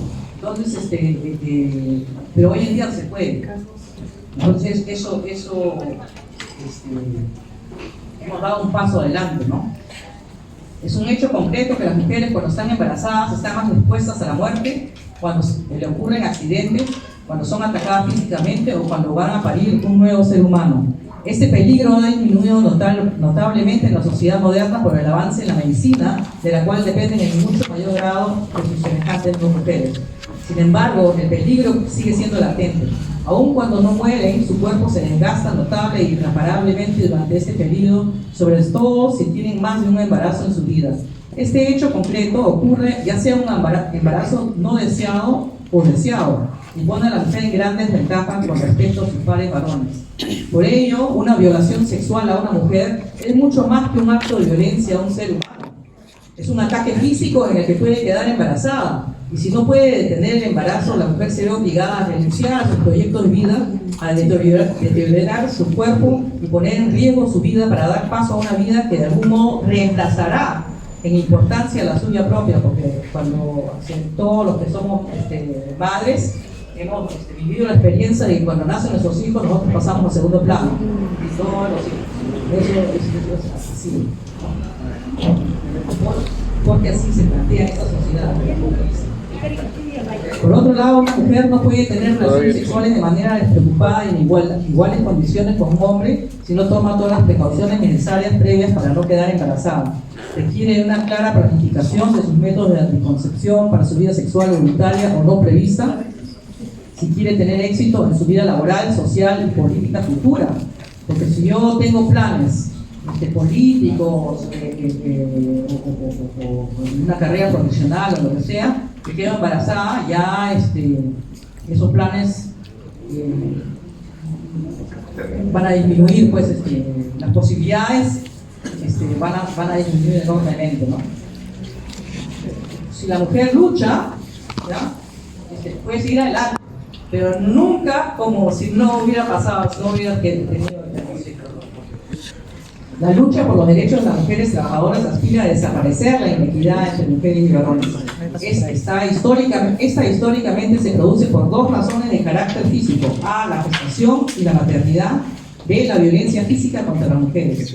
Con respecto a la inequidad producida por la gestación y la maternidad, las mujeres tenemos que luchar por garantizar el acceso a guarderías, profesional pedagógico preparado para niños desde la primera infancia, así como centros de supervisados de recreación y tutoría después de los horarios de clases escolares, que permitan a las madres trabajar y asistir a actividades sociales relacionadas a su trabajo, a su participación ciudadana o estudios complementarios o a la actividad política, que les permitan crecer laboral, social y políticamente de la misma manera y junto con sus pares varones. Porque lo que existe ahora son ciertas guarderías, mejor que nada, ¿no? Pero son solo guarderías para mientras yo trabajo. Pero no si yo voy a hacer mi actividad política, si yo voy a hacer alguna, no sé, en la universidad en la noche, para eso no hay ninguna guardería. Entonces ahí estoy en total desventaja con el varón. También lucha por el control pleno de las niñas y mujeres sobre su sexualidad y salud reproductiva, facilitando el acceso gratuito a los métodos de anticoncepción y despenalizando el aborto. Las mujeres trabajadoras, además, como hemos visto, deben luchar por garantizar la supervivencia y la vida digna de las mujeres frente a la violencia doméstica y la violencia de género. En ese sentido, es necesario plantearse nuevas formas de convivencia entre las parejas y familias que no signifiquen una amenaza física ni el desarrollo intelectual, social, sexual, político o espiritual de las partes, sino que más bien permitan nuestro crecimiento como personas y miembros plenos de la sociedad. Las mujeres trabajadoras también luchan contra la visión estereotipada de las mujeres, producto de su relegación histórica, impulsando en la educación pública y en la sociedad una educación de mujeres y varones enfocada en desarrollar sus potencialidades individuales y sociales totalmente iguales, ¿no? Concretamente, por ejemplo, no andar vistiendo a las niñas pequeñas de manera distinta a sus pares varones, ni promover que realicen actividades separadas, hacerles tomar conciencia de que valemos por lo que hacemos desde nuestras circunstancias y que nuestro valor como seres humanos resulta del desarrollo de nuestras potencialidades físicas, intelectuales y sociales de lo que hacemos con estas en sociedad y no de nuestra potencial sexualidad o maternidad. O sea, que no estén educando a las niñas para agradar a los hombres o para que sean madres, ¿no? Las mujeres trabajadoras, como parte de su lucha por una equidad, se esfuerzan también en visibilizar en la sociedad logros colectivos e individuales de mujeres protagonistas y empoderadas en pro de una sociedad más equitativa y humana. Es lo que acaba de decirse. De esta vulnerabilidad objetiva que han enfrentado las mujeres a lo largo de la historia y hasta muy entrado al siglo XX, surge el estereotipo de que las mujeres son en general y por naturaleza frágiles y de pocas luces. El folclore machista difunde aún la idea de que las mujeres son frágiles, aún si no pasan por el proceso de maternidad, y que no tienen muchas luces, aún si no han tenido que quedarse en casa cuidando niños y dedicándose a labores domésticas. A pesar de que nuestra situación objetiva ha cambiado, gracias al avance de la ciencia y la medicina, el estereotipo sigue en pie en la mente de gran parte de la población global, ¿no? Lo vemos cuando hay ponencias donde hablan mujeres, la cantidad de gente que viene es mucho menor que cuando cuando va a hablar un hombre, ¿no? Y eso simplemente porque en la cabeza de gran parte de la población, inclusivamente de Perú, todo el mundo, está todavía la idea de que si es un hombre va a decir algo más inteligente, ¿no? Y eso es lo que también debe cambiarse, ¿no? Tarea: luchar contra este estereotipo tanto en la sociedad civil, en las instituciones del Estado y en todo el sistema educativo, potencializando además la fuerza física y salud de las mujeres y niñas, tanto como de los varones, por ejemplo, a través de los deportes y el entrenamiento en defensa personal, potencializar el control pleno de las niñas y mujeres sobre su sexualidad y salud reproductiva, facilitando el acceso gratuito a los métodos de anticoncepción y despenalizando el aborto. Con el aborto hay muchísimas razones por las que las mujeres podemos evitar tomar la píldora del día siguiente o deberíamos hacer un aborto.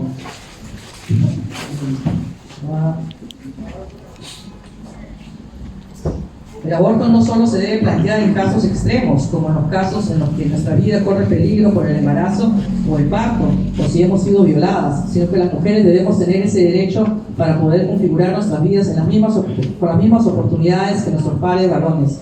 Las mujeres no debemos ser consideradas solo ser máquinas de reproducir bebés o recipientes parlantes de fetos, como se dijo, ¿verdad?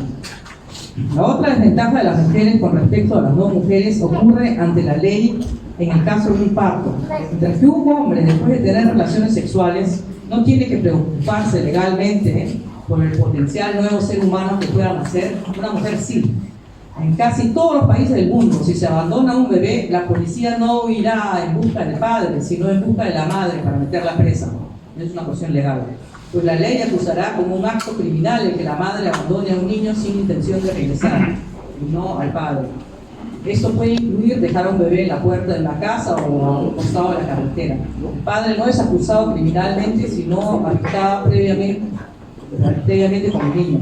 De esto se desprende que lo que normalmente se conocía como instinto maternal no es más que la reacción de resignación de la madre al hecho de que lo contrario será penado por la cárcel, independientemente si la madre ame o no a este nuevo ser humano. O sea, a veces las madres ya no quieren tener al niño, ¿no?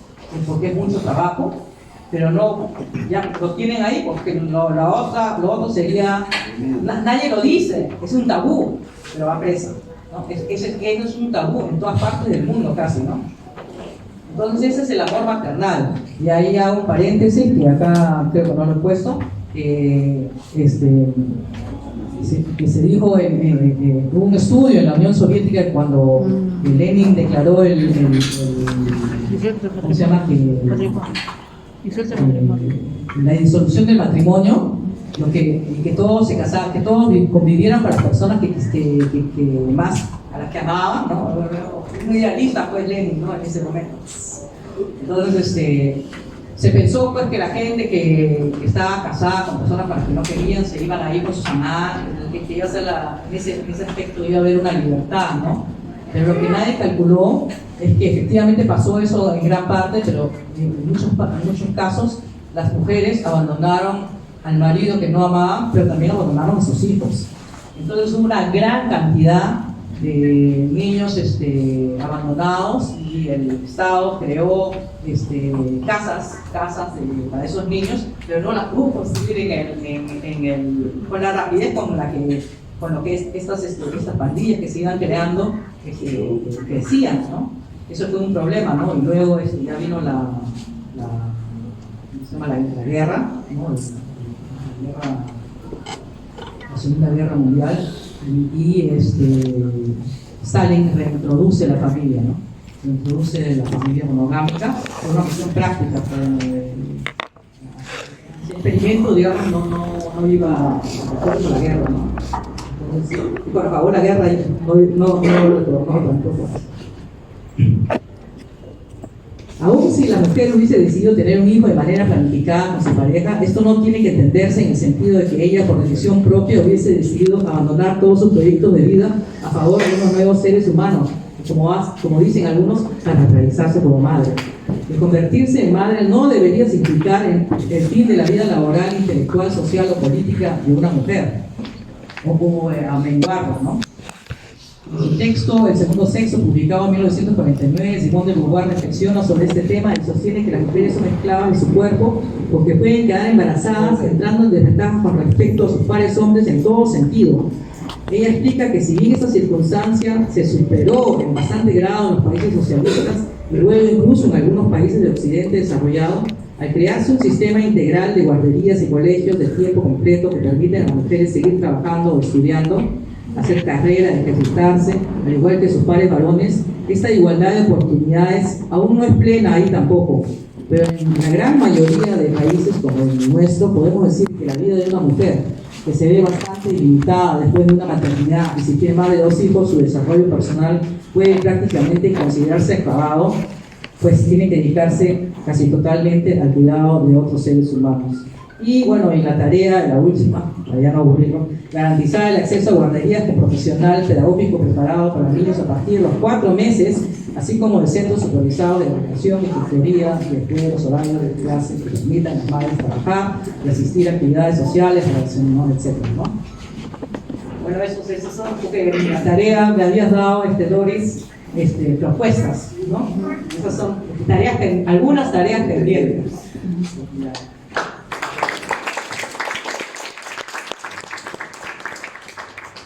Muchas gracias, Carmen Sagrada, ¿no? Por este tiempo, por la lucha.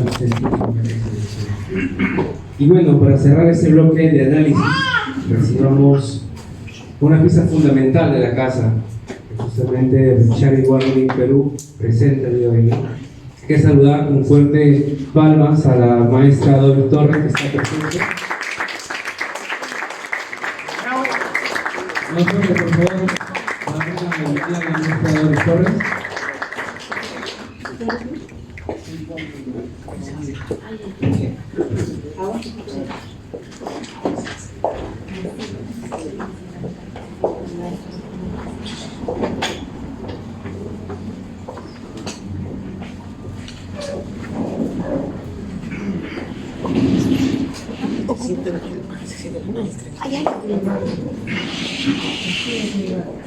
¿Arriba?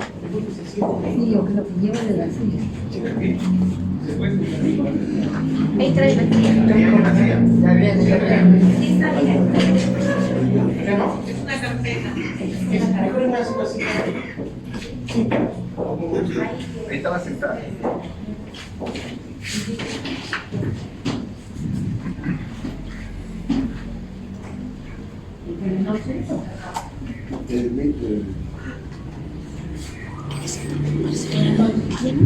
Haber escuchado las exposiciones de las personas que me han antecedido, como ustedes podría apreciar, son análisis importantes durante la historia y en el momento actual de la situación de la mujer.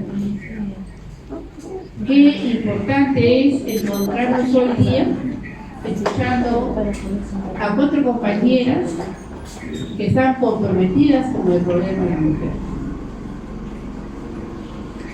Qué importante es encontrar compañeros aquí presentes que también nos acompañan en esta lucha, entendiendo justamente lo que nuestra Magda José Carlos Manetti que decía, que son varones que escuchan la voz de su tiempo y que entienden plenamente que el tema de la mujer es una cuestión humana, indudablemente. Las tareas por hacer, que quedan por hacer, hemos considerado que pueden ser 6 tareas. La primera es justamente,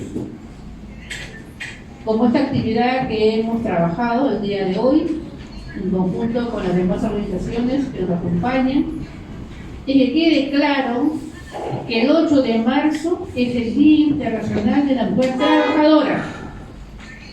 No es el Día de la Mujer, como bien se ha dicho acá en abstracto.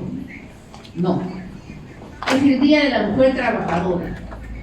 No solamente porque significa apegarnos a la historia, sino porque es la única forma de lograr la unidad, de lograr la equidad entre los seres humanos y no es mediante el trabajo. Podemos buscar, por ejemplo, unir a la humanidad en torno a las etnias y seguramente una etnia va a entender o va a querer ser superior a otra.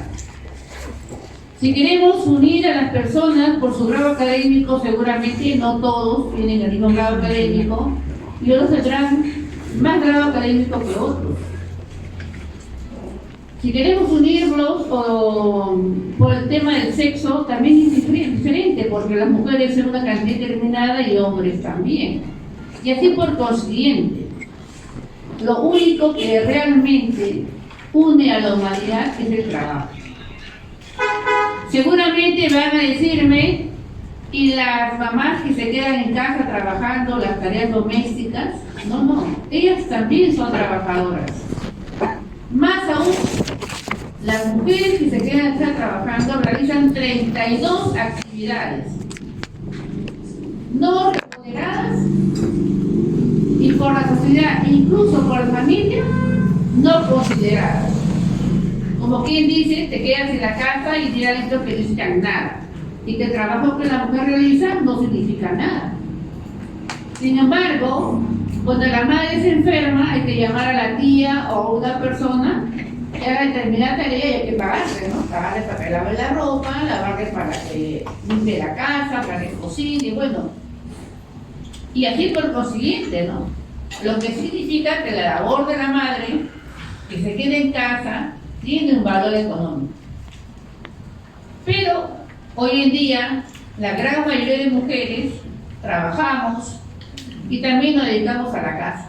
Como bien se ha dicho, una doble explotación. Por esa razón es que la mujer tiene las condiciones para ser doblemente revolucionaria, para poder ser impulsadora de cambiar la sociedad. E indudablemente también cambiándola en razón de los hijos que son construir una sociedad nueva para ellos, ¿no? También es parte de la tarea de ser mujer, de ser madre. Entonces, una de nuestras primeras tareas es justamente reivindicar esta fecha, como bien lo han hecho las compañeras que me han antecedido. En segundo lugar, es establecer a través de la historia y hasta el día de hoy cuáles son los yugos que oprimen a la mujer. Son 4 yugos: el yugo estatal, el yugo religioso, el yugo patriarcal y el yugo marital. En lo que respecta a las feministas, ellas establecen o reconocen que solamente existe el yugo, o principalmente para ellas, el yugo patriarcal y el yugo marital. Las que propiciamos, ¿no?, la emancipación de la mujer, consideramos que estos yugos efectivamente existen, pero existen como resultado del yugo estatal, como resultado del yugo religioso. Entonces, nuestra principal tarea para nosotras es demostrar que el yugo estatal es el yugo justamente que va a ser el factor determinante de la situación de la mujer. No solamente porque el Estado nace por sí mismo misógino ¿no? Se forma justamente cuando la mujer ya pierde el poder en su carácter de administrador de la sociedad, sino porque a través, ¿no?, de la historia ha demostrado que los estados no reconocen a la mujer sus derechos. Incluso hasta el día de hoy, ¿no? No sería que están escritos, pero todos sabemos que eso es inexistente en la vida real. La tercera situación que queremos trabajar es combatir el concepto que a toda inconducta que el hombre realice contra la mujer se dice que es por machismo. El hombre es A, es por machismo. El hombre es B, es por machismo. Dice así, es un concepto totalmente equivocado. Para ello tenemos que entender de que ningún hombre, ningún varón cuando nace dice yo cuando sea grande, bueno, voy a pegar a mi mujer, la voy a maltratar, ¿no? Son conceptos que la sociedad va dándole al varón esta licencia de que puede hacer de la mujer lo que él desea. El concepto es de que si el hombre se comporta injustamente contra la mujer es porque la considera de su propiedad, porque la sociedad le licencia de que es el propietario de la mujer y de los hijos. Por tanto, es como si yo tengo un celular, si yo lo vendo, lo regalo, lo doblo, lo boto o lo cambio. Como un objeto, como una cosa, y no como un ser humano. Claro que para eso no solamente basta que el hombre cambie, simplemente que las mujeres cambiemos. Las mujeres cambiemos y entendamos que somos seres humanos y que somos ciudadanos. Si no entendemos eso, estamos mal. Por más que se diga lo que se diga, las mujeres tenemos que entender también nuestro rol histórico y social. Existe un trabajo, ¿no?, de un médico que se llama Las mujeres que aman demasiado. También es válido para los hombres, pero en este caso el trabajo es para mujeres. Y menciona este médico de que la mujer llega justamente por la influencia religiosa a entregarse tanto al papel de madre y de pareja que llega a despersonificarse, a no existir para ella, sino su existencia está dada a los demás. ¿No? Come menos porque los demás deben comer, sus hijos, sus esposos, no entendiendo que si ella no come bien, bueno, se enferma y quién atiende mañana a los hijos, ¿no? Por ejemplo, ¿no? Llega a despersonificarse tanto que ya ella no tiene ni siquiera que complacerse en que alguna comida pueda hacerla porque a ella le agrada, sino es porque a los demás les gusta, porque a los hijos, al esposo. Bueno, a la hora que el esposo desea irse, o los hijos también creciendo se van, la mujer se queda sola. Y se va cuenta y dice, ¿y para qué existo? ¿O para qué existí? Entonces, ahí viene el punto, ¿no es cierto? Pero ese concepto de despersonificación de la mujer se da sencillamente en las sociedades en donde es, ¿no?, el poder manejado mayoritariamente por varones, ¿no?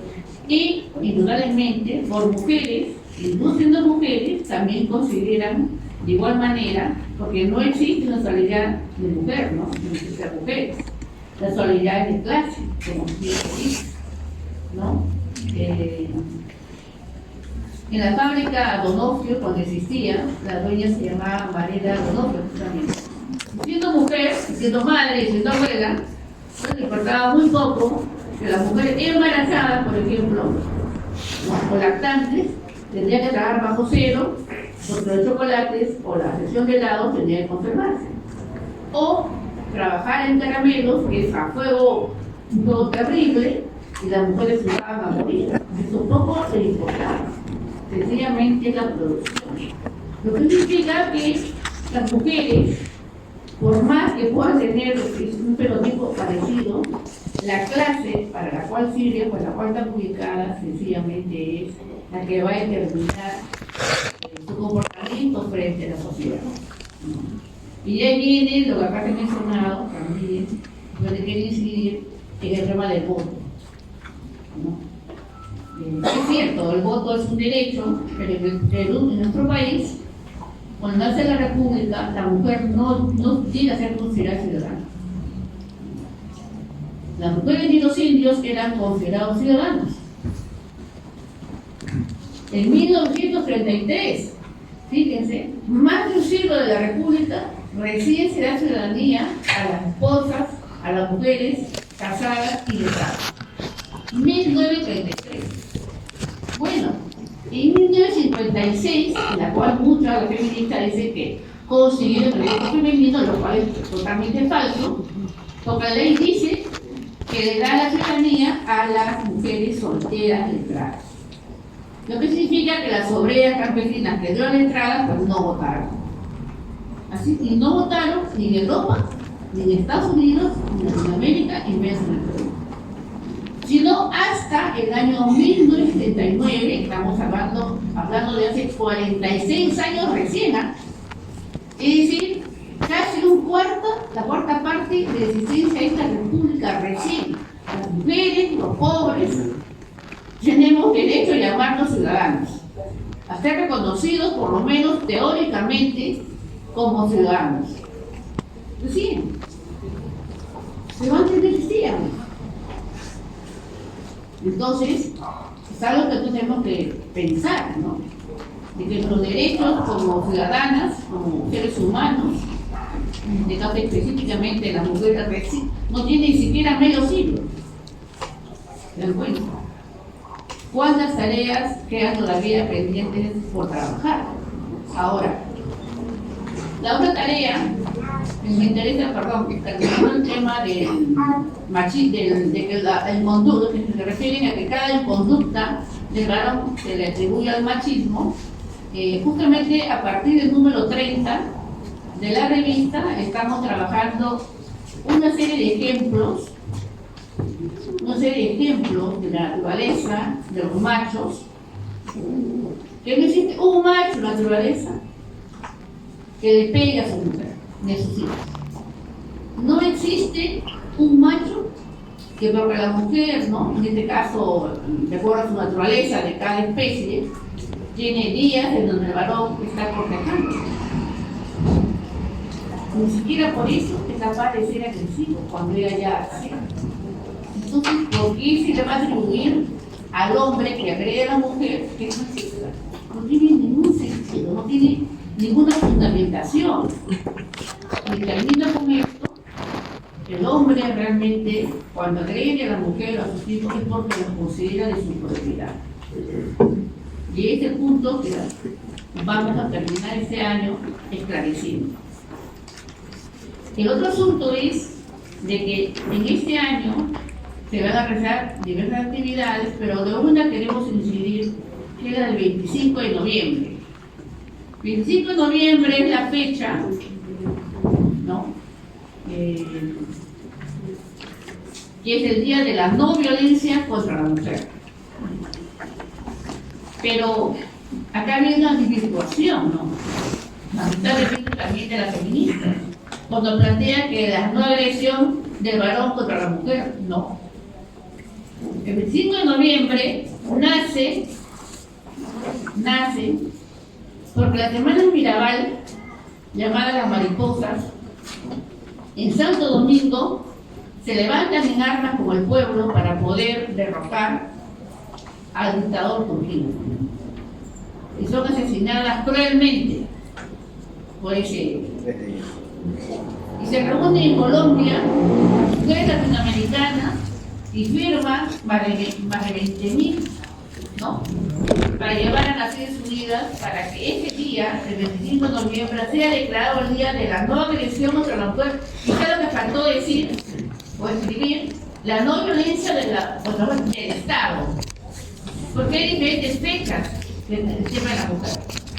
Pero lo que no se reconoce, o lo que no se quiere reconocer, que el Estado es un agresor contra la mujer. Si no, veamos pues cuáles son las actividades laborales mayoritariamente de mujeres en donde realmente los sueldos y las condiciones son las peores. Los maestros, las enfermeras, las técnicas, mayoritariamente de mujeres, por no decir las ambulantes, Por no mencionar el proletariado agrícola, donde mayoritariamente son mujeres y es justamente carentes de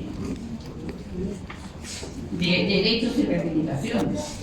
Miren, el Ministerio de Trabajo oficialmente en el Perú reconoce que independientemente de la labor que realicen las mujeres y los varones, independientemente de su grado académico, las mujeres perciben el 30% menos del sueldo que de los varones. Oficialmente se reconoce. Reconoce el Ministerio de Trabajo el empadronamiento de más de 1 millón de niños, de menores de edad que hay en nuestro país. No estoy hablando de los que no se reconocen o los que no están empadronados, que deben ser posiblemente igual cantidad. Pues está prohibido a nivel mundial y el Perú es suscriptor, como también en las leyes peruanas. Sin embargo, el Ministerio de Trabajo lo suscribe. Está inscritos más de 1 millón de niños trabajadores. Esa es nuestra realidad. Por eso, el millón más de niños es una lucha que debemos también tener presente. ¿No? Para terminar, la tarea pendiente que consideramos también de verdad que la construcción de cunas maternales, como el Perú ya lo ha tenido antes, es algo nuevo en todos los trabajos. Y miren la importancia de esa institución. No solamente es que la madre tenga un lugar donde dejar a su niño y poder trabajar, sino que ella puede darle de lactar al niño. Y ese es un hecho tan importante de tener presente, de que por más que eran pobres, no tenían la anemia que hoy existe en el país. Porque la madre le daba de lactar al niño. Hoy día eso no se da. La madre apenas ha dado a luz, tiene que trabajar, porque si no, no hay un plan de comida en la mesa, no se paga la luz y el agua y posiblemente hasta el cuarto donde vive. Entonces la madre tiene que trabajar 10, 12, 18 horas, alejar a los hijos, y lamentablemente, en el caso de la lactancia, no se puede cumplir el derecho de que la mujer tiene que lactar al niño. No solamente como una ley, se ha considerado una ley jurídica, pero es una ley natural. La mejor forma de que un niño pueda ser nutrido es a través de esta materia. Bueno, se logró los lactarios. Es decir, la madre que daba a luz iba a lactarios, o sea, traía la leche, lo ponía en una refrigeradora. Y de ahí lo llevaba a la casa para lactar al niño. Bueno, muchas veces se descomponía o qué sé yo. Eso no funciona. El Estado no cumple con ello. Y cuando hablamos de seguridad ciudadana, ¿no? Y de todo lo que pasa con los niños, no tiene que ver con ello. Porque las cunas tienen que dar un espacio para que la madre cuide a sus hijos a la vez que tenga que desenvolverse. Su producción es mucho mejor. Más aún todavía los horarios que los niños deberían estudiar. Y eso ya el Perú lo ha tenido, no estamos algo nuevo. Estudiaba hasta las 6 de la tarde. Usted no veía un escolar en la calle. Y si lo veía, era llevado a la comisaría. Y el padre tenía que ir a recogerlo. Entonces, no había niños en la calle porque estaban en la escuela. Entonces, eso, ¿qué se lograba? Que los niños no estén pues a expensas, ¿no?, de la delincuencia. Y los padres puedan trabajar tranquilamente. Entonces la madre llegaba a la casa junto con los hijos y por tanto había lo que se conoce una vigilancia familiar. Hoy en día todo se ha roto. Todo eso ya no se da. Pero el que no se dé no significa que no tengamos que luchar por eso. Para eso vamos a trabajar una iniciativa legislativa para solicitar del dinero, de los millones de dinero que devuelven los municipios, las regiones y los ministerios indistintamente, y las universidades del Estado, con ellos se dé un porcentaje que todavía no hemos determinado, para que los municipios tengan la obligación de crear las cunas maternales de acuerdo a la cantidad de población de mujeres que tengan su región. Para que de esta manera primero, el niño esté cuidado. Segundo, la madre también esté liberada de tarea doméstica y pueda ir a trabajar y estudiar. Porque uno de los problemas entre las mujeres también, las discusiones que tienen con el varón es el dinero. La dependencia emocional y económica con el varón. Porque generalmente han empezado tempranamente su vida sexual. Entonces no han terminado los estudios y por supuesto sus opciones laborales deficientes. Pero si la mujer puede terminar su estudio y trabajar, indudablemente va a estar en mejor condición de asumir su responsabilidad como madre y por supuesto mirar al varón también en igual condiciones. Y si el varón no está bueno, sí, tranquilamente va a poder también asumirlo. Ese es el tema, ¿no? Si bien es una obligación de los hombres, indudablemente, mantener a los hijos, pero sabemos que la realidad de nuestro país es una inflación. Entonces, es uno de los puntos también que podría contribuir a que la mujer no solamente tome conciencia y se pueda liberar, ¿no?, de esta atadura emocional y económica del varón, sino que además no habría ya quizás una de las motivaciones que se dan para estos llamados feminicidios que casi diarios tenemos que vivir, ¿no? Termino diciendo, si logramos que las niñas vayan a la escuela, bueno, los niños en general, indudablemente, pero ahora especialmente el caso de las niñas, ¿no?, vayan a la escuela, y sea una obligación las campañas que vamos a realizar en torno a que no haya un niño ni una niña que no vaya a la escuela desde la cuna y desde el inicial. Miren, ¿por qué es importante la cuna? Porque el niño va a recibir lo que se llama la estimulación temprana. ¿Qué significa eso? Significa que los niños van a desarrollar su inteligencia, en principio. Y la educación inicial significa el apresamiento del niño a la educación regular, que ya la primaria y secundaria. Con eso está comprobado científicamente que los niños no desertan de la escuela, que los niños concluyen la escuela. Y si un niño, un adolescente termina la escuela, es más difícil que pueda delinquir. Entonces, solamente es cuestión de ordenar la sociedad, pero eso sabemos que de parte del Estado no se va a dar. Pero nosotras como mujeres tenemos que pelear que esto se dé. Bueno, es una tarea que por lo menos estamos viéndola para adelante y espero que las compañeras y los hombres también nos puedan acompañar. Termino diciendo de que es cierto, mientras los medios de producción, la sociedad no cambie, nos será muy difícil que la mujer logre librarse de las ataduras del pasado, que la oprime. Sin embargo, eso no niega que desde hoy, como siempre, las mujeres peleamos por los derechos. Se dice que la mujer del pasado ha sido existente. Bueno, yo les voy a decir por la revista que trabajamos que nos falta espacio para colocar los cientos de miles de mujeres que han sido las que han luchado contra el sistema. Desde que se dio la esclavitud. Desde que se dio la esclavitud, las mujeres han peleado. No es que han estado calladas con las cadenas y bajadas de la cabeza, no. Las mujeres han peleado siempre. Como les reitero, nos falta espacio, realmente en la revista, colocar los cientos de miles y de millones de mujeres que jamás han sido pasivas.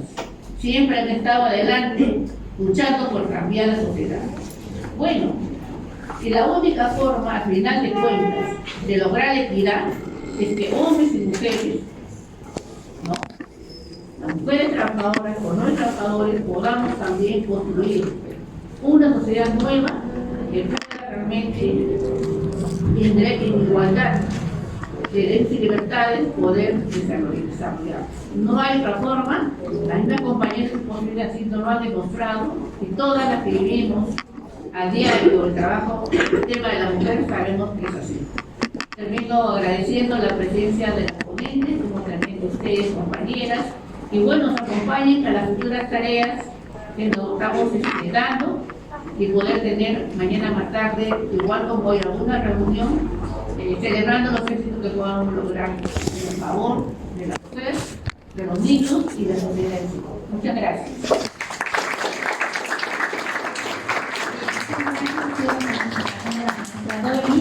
Ahora, Juan Diego, pasamos a la ronda de preguntas.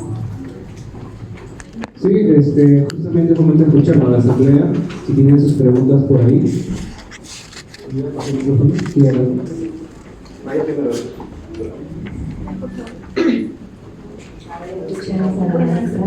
Buenas noches con todos. Mi pregunta es para la maestra Doris. Ahora que estamos cerca de las elecciones, ¿qué nos recomienda por quién votar, no? Esa es la gran preocupación prácticamente de la mayoría, creo. Bueno, yo en primer lugar te voy a decir que yo o no voto o voto viciado. Porque de verdad que ninguno de los que puedan presentarse como candidatos, en principio, no cumple sus promesas, jamás lo han hecho. Y si alguno por ahí quisiera hacerlo, tampoco creo que lo podría lograr porque el poder lo absorbería. ¿No? Y hemos tenido las experiencias. Tampoco tiene que ver con la mujer participe en la vida política, en la vida gubernamental, porque han demostrado que son tan delincuentes como los varones. ¿No es cierto? ¿Por qué? Porque son mujeres que al final de cuentas obedecen al poder, ¿no? El mejor poder que podemos trabajar y elegir es las elecciones de las organizaciones populares, ¿no? Con la finalidad de que las mujeres tomen conciencia. Mire, lo que dice Noel, lo dicen muchos sabios en la antigüedad. La mujer es la mayoría de la población y el poder se lo ha tenido relegada, subordinada, ignorante. Pero si esas mujeres, esa mayoría de mujeres, toma conciencia de la situación, ¿qué es lo que hacen? Quita la balanza. Y es la que termina los cambios sociales. Y no tenemos que olvidar si elegimos apurados por el cerco, ¿no? Porque al final de cuentas es lo único que en realidad podemos vivir, ¿no? De tener esperanza de que algunos, es sumamente difícil, hemos tenido congresos en donde había el 41 52% de mujeres en el Congreso. Ninguna de ellas ha sacado una ley sobre la mujer. Ninguna. En absoluto. Y si ha sido alguna más o menos escrita, sin reglamento, sin presupuesto, que bien saben que pudo haber mejor. Muchas gracias, maestra Doris. Adelante con su pregunta, por favor. Bueno, un par. Una para Carmen, que ya me conoce. Le voy a dedicar la primera consulta. Normalmente se utiliza últimamente una ontología mucho del fluir, ¿no? Entre filósofos entendemos un poco eso. Una visión del ser como algo que fluye y que esto fluye y simplemente pum, acontece, pum, aparece, ¿no? Entonces yo le quiero hacer la consulta: ¿cómo esta visión tan defendida por el progresismo, tan defendida por el posmodernismo, en verdad no perjudica a la mujer? Porque cuando no tenemos una idea clara, sustancial, por ejemplo, hay modelos ontológicos para eso, una clara y sustancial, ¿qué es un ser humano? Porque si vamos a decir que la naturaleza es flexible, fluye, se construye, entonces al final no sabemos qué cosa es un ser humano, no podemos saber tampoco qué es una mujer, no podemos saber tampoco qué es un varón. Entonces yo le preguntaría a Carmen, ¿cómo puede solucionar este tema, o para ella, qué es un ser humano y qué es una mujer y qué es un varón, según su modelo ontológico? Porque así como lo vemos es muy problemático. Es más bien un sistema ontológico en el cual tengamos un ser entendido como acto, que se manifiesta una sustancia concreta, aunque pueda tener movilidad, un ente, ¿no?, concreto, no sea más fácil poder entender justamente qué es un varón y qué es una mujer, qué nos iguala, qué nos diferencia, qué es esencial a nosotros, qué cosa no es esencial. Y bajo esa perspectiva, a partir del dato natural, poder establecer un buen dato cultural para buscar que la igualdad ontológica se dé también en la igualdad social, como Platón pensaba y como otros filósofos pensaban. Incluso Santo Tomás de Aquino también lo pensaba.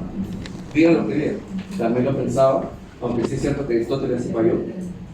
Porque el matrimonio, por ejemplo, será justamente entre saber qué es un hombre y qué es una mujer con relación al Estado.